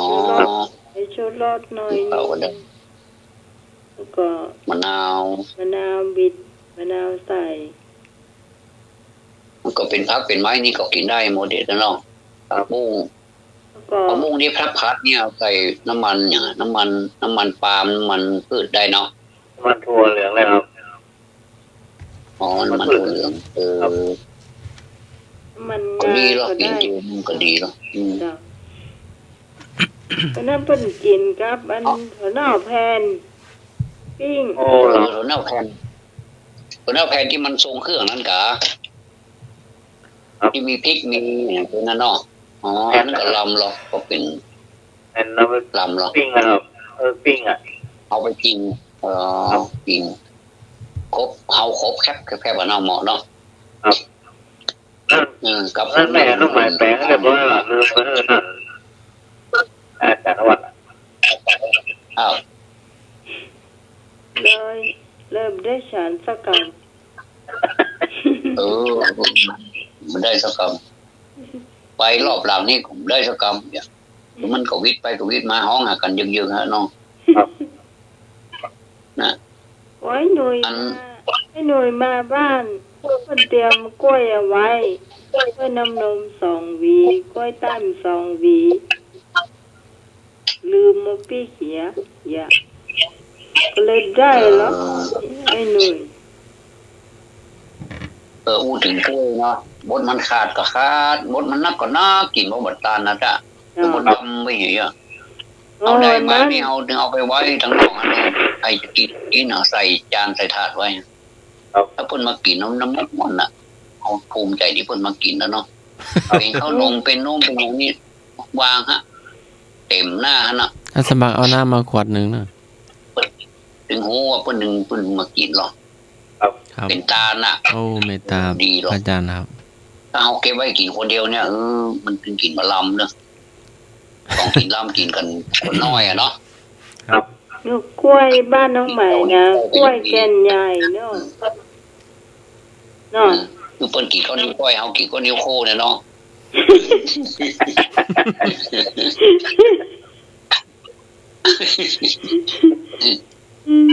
น่ากะเฟื่อแผ่กันเนี่ยมันม่วนอยู่ด้วยกันม่วนมีความสุขหรอ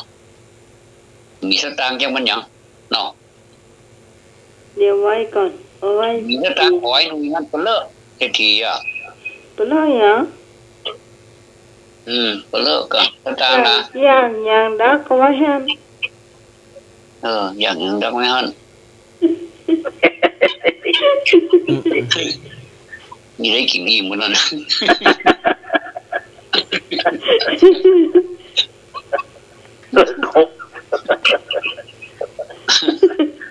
คนเป็นซาวซื้อลาบ5 บาทวะโอ้วันนี้นะโอนได้โงดแล้วเว้ยได้จี้คนน้อยจี้คนกินน้ำพริกแดงไงหนุ่ยเตะเงินตีแต่ก็พอกันซื้อลาบ5 บาทวะปวดโอ้กินแล้วผมอิ่มนอนมาหลับอ่ะมันจะได้เป็นจิกปิก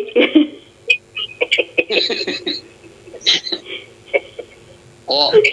ที่เปิ้นแบบโทรกันมาเปิ้นจังเอาแล้วก้าหมดน่ะโทรมาแล้ววิจารณ์กันนะบอกมาวันเดียวนี้ก่อนที่จะนอนนี่จะนอนมาหลับ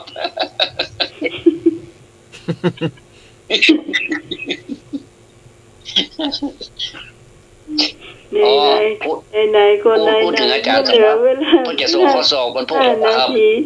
สอบบาลีวันพรุ่งนี้เนอะ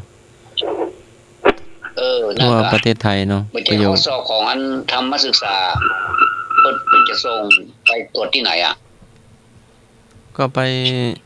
กรุงเทพไปวัดโลกมลีมาครับได้ยินแต่พรุ่งนี้จะมีครับพรุ่งนี้สอบบาลีครับผม ที่วัดก็พิธีฟังโอวาทฟังอันนี้ก็เที่ยงครับที่พ่อครูโสพลได้ญาติเปิ้นประกาศไปเนี่ย เจ้าสอบบาลีวันพรุ่งนี้ครับผม หลังจากฟังว่าเรียบร้อยแล้วก็ขึ้นห้องแล้วก็ร้องไห้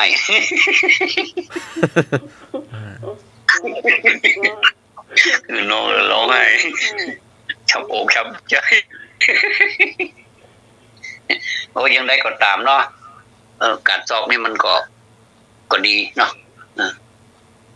สอบก็ดีนะก็ดีก็ดีก็ดี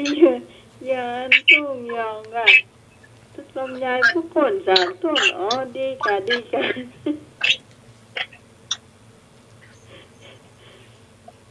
บดีเนาะเหนื่อยเนาะอย่างก็ดีหมดอ่ะเหมือนกับที่เจ้าอันอย่างว่าหลวงพ่ออย่างก็ได้หลวงพ่อดีเนาะนะเนาะเพิ่นว่าอย่างก็ดีเนาะหมดอ่ะเป็นพ่อหลวงพ่อดีเนาะเนี่ยที่ไหนตั้งใจว่าหาเพิ่นเล่ากันมานี่มีแต่นะมันหลวงพ่อองค์นี้มีแต่นะแต่ว่าเพิ่นให้จะเสียไปละหมื่นละเพิ่นเล่ากันมาเนาะอย่างก็ดีเนาะเนี่ยหลวงพ่อแฟนผมหนีก็ดีเนาะวะ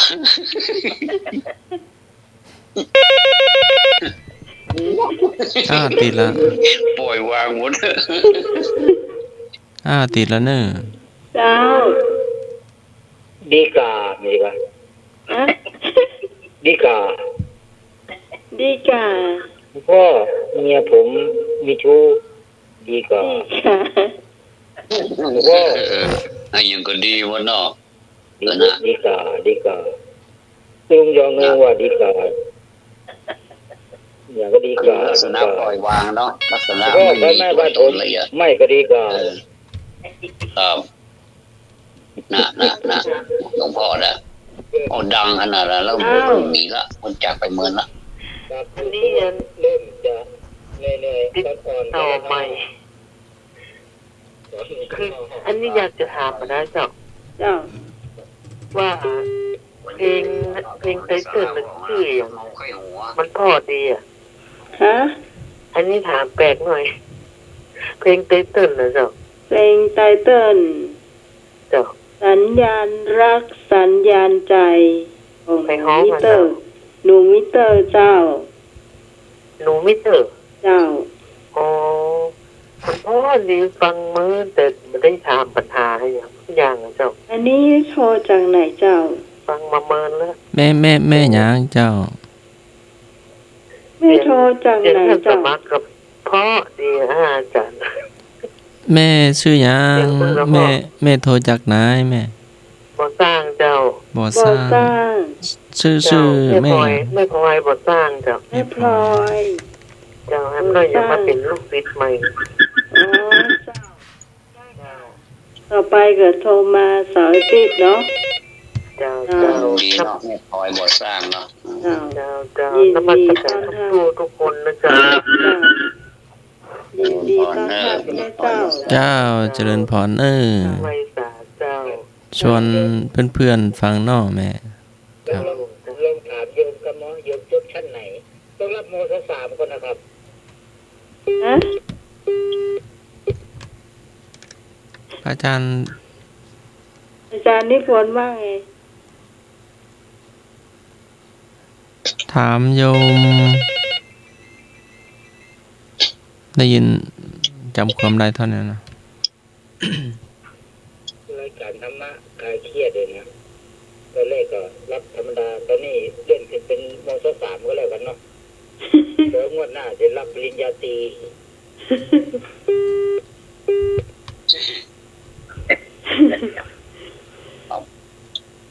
เอาห้าแถวอนุบาลมาเลยอาจารย์เนาะว่าโอ้เรื่องของมาโอ้เลยอนุบาลนะโอ้กับละออนอนุบาลนี่ม่วนนะเนาะผมขนมรอจุ้งเขาหลอกเขาก็ได้เนาะ แสดงว่าให้จุ๊กกินขนมละออนไลน์คน คนนอนกันเนี่ยยามกันมาเนี่ยนะละออนเลยนะเฮาจุ้งกินหมดละขนมนะมีขนมละออนลำอีกจ้ะ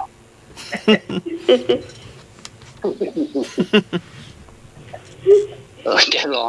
อาจารย์สมัครนี่ประจำเลยล่ะ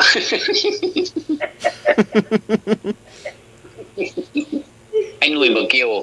ไอ้หนุ่ยเพิ่งกินเจเพิ่งมันจุกันร้อน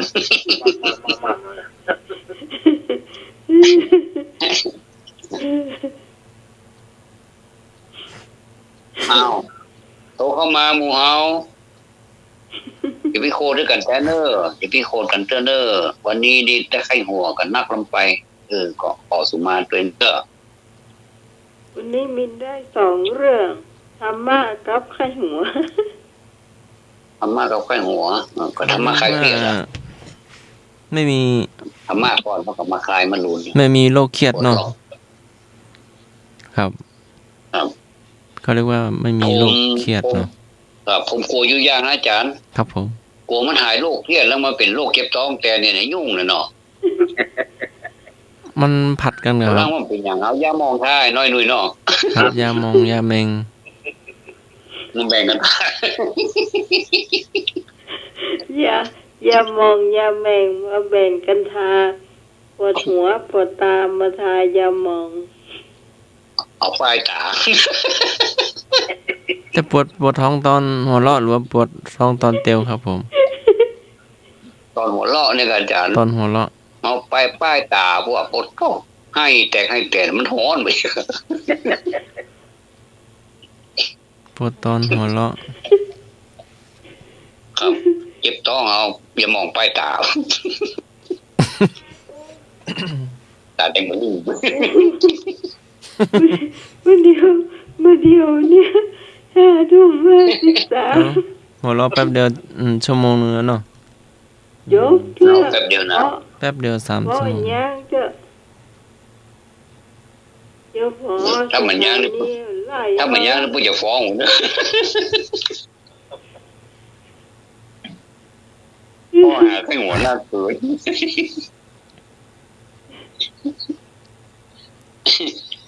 แม่พลอยมัน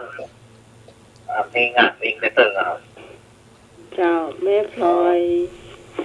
อยบ่สร้างเพิ่นถามเพลงไตเติ้ลสัญญาณรักสัญญาณใจของหนูมิเตอร์นะเจ้าแล้วก็เพลงคำวอนก่อนลาก็คือเพลงปิดท้ายรายการนะเจ้า สัญญาณรักนี่ค่ะสัญญาณเนาะ สัญญาณรักสัญญาณใจ สัญญาณไอ้หนูเป็นคนบ้านไหนวะเนาะ โอ้เฮาไม่ถามตะกรรมกว่าจ้า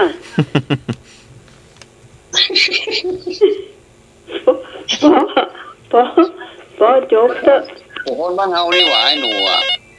ไอ้หนูเชื่อคนมาเฮาก็หาย บ้านเฮาเนี่ยเนาะ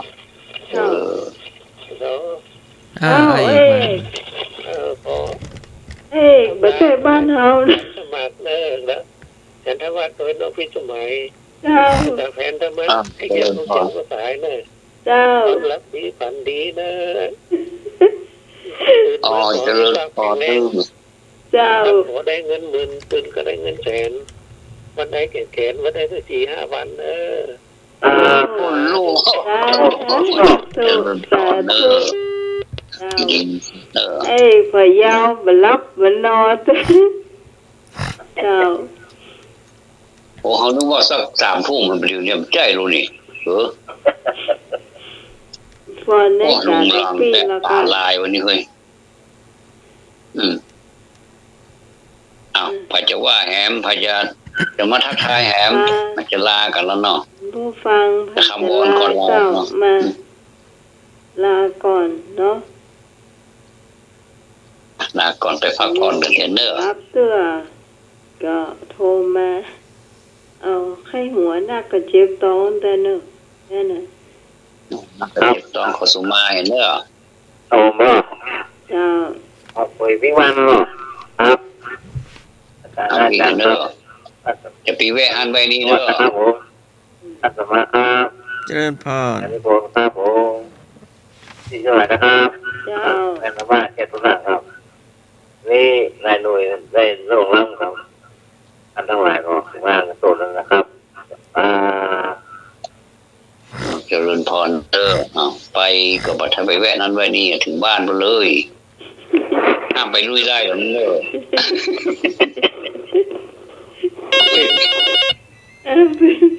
ไปเลยค่ะ เจ้ากันก่อนมาเลย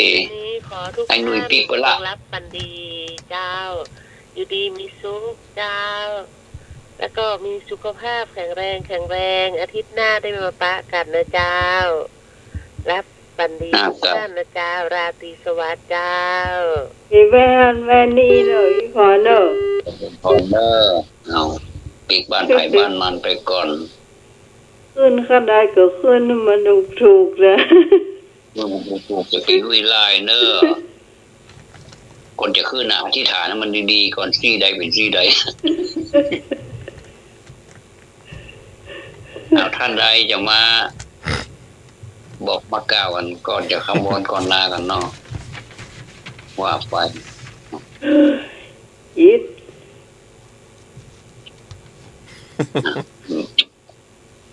มามีเล่าอย่าว่าแล้วเด้อเนาะ ครับ เดี๋ยวสำหรับวันนี้สำหรับคืนนี้ ว่าท่านว่าเป็นคนปิด อาทิตย์เนาะที่7 มีนาคม 2564 ก็ได้มาอู้มาจากันเรื่องธรรมะกับเรื่องเป็นสาระมาวิเคราะห์เรื่องธรรมะแล้วก็ลงท้ายมันก็ไข้หัวกันทิ่มตายเนี่ยอย่างว่า ถ้ากรรมใดที่มันเป็นกรรมสุภาพก็ หลวงล้ำกำเหลือไปกาขอสุมาอภัยเนาะ เจ้า คือหมู่เราได้ตั้งอกตั้งใจประกอบสมาอาชีพวันพรุ่งนี้เป็นลูกขึ้นมาก็มีความหวังเนาะลูกขึ้นมามีความหวังตะวันขึ้นตะวันออกนะครับผมมีความหวังอยู่เรื่อยไปขอทุกท่านมีความสุขความเกษมสำราญเหมือนกันทุกผู้ทุกคนนมัสการท่านพระครูวิสุวัฒน์วรจิตโยครับผู้อำนวยการสถานีวิทยุนะ 104.50 แล้วก็นมัสการท่านพระอาจารย์สมัคร ครับผ นะ ม ครับ ครับผม อาจารย์นิพนธ์ครับ แล้วก็เจริญพรคุณพี่สมัยเลยญาติโยมทั้งหลายเลยเด้อ เจ้า ครับผมครับขอบพระคุณพระอาจารย์ทวัฒน์ครับผม ครับนมัสการครับ ครับผม เจ้า อ้าวถึงตาผมแล้วเนาะอาจารย์สมัครเนาะ ครับผม เสาร์หน้าก็คงถ้าไม่ได้ตายก่อนคงจะได้มาเจอกันแน่นอนเรื่องตายนี่มันก็เรื่องธรรมดาเนาะไม่แน่เหมือนกันนะสายน้ำไม่คอยท่าเวลาไม่คอยใครรถมีและเรือไฟย่อมไหลไปตามเวลาและอาจมักจะพลาดปรารถนาพลาดแล้วจะโศกาอนิจจามาช้าไปสายน้ำไม่คอยท่าแม้ชีวาจะลินไหลให้คิดสนิทในผลทับไปที่ไหนมีสุดท้ายก็ต้องตายชีพมาลายกลายเป็นผีสูงล้ำต่ำสักมีย่อมเป็นที่ทัลนาอย่ารอถึงพรุ่งนี้อย่ารอรีต้องรีหาบุญกรรมช่วยนำพารอเวลาอยู่ทำไมอดีตคือยาพิษคอยสำจิตผิดวิสัยอนาคตมันยาวไกลต้องใส่ใจปัจจุบันเด้อเจ้าตามนมัสการอาจารย์ทั้งสองแล้วก็ภูมิในการสถานีเจริญพรโยมพิสมัยแล้วก็เจริญพรญาติธรรมธรรมะใครเครียดทุกท่านขอเจริญพร เจ้าขอบคุณพระอาจารย์นิพนธ์นะเจ้าถ้าสามารถจะปิดรายการว่าพี่ ท่านสมัครอำลาก่อนเนาะ เจ้า สติมาโตสุเวเสยโยควรมีสติเป็นผู้ประเสริฐทุกวันที่มาสุตตันตะปิฎกสังยุตตานิกายสกาทวักค่ำคืนนี้พิพาท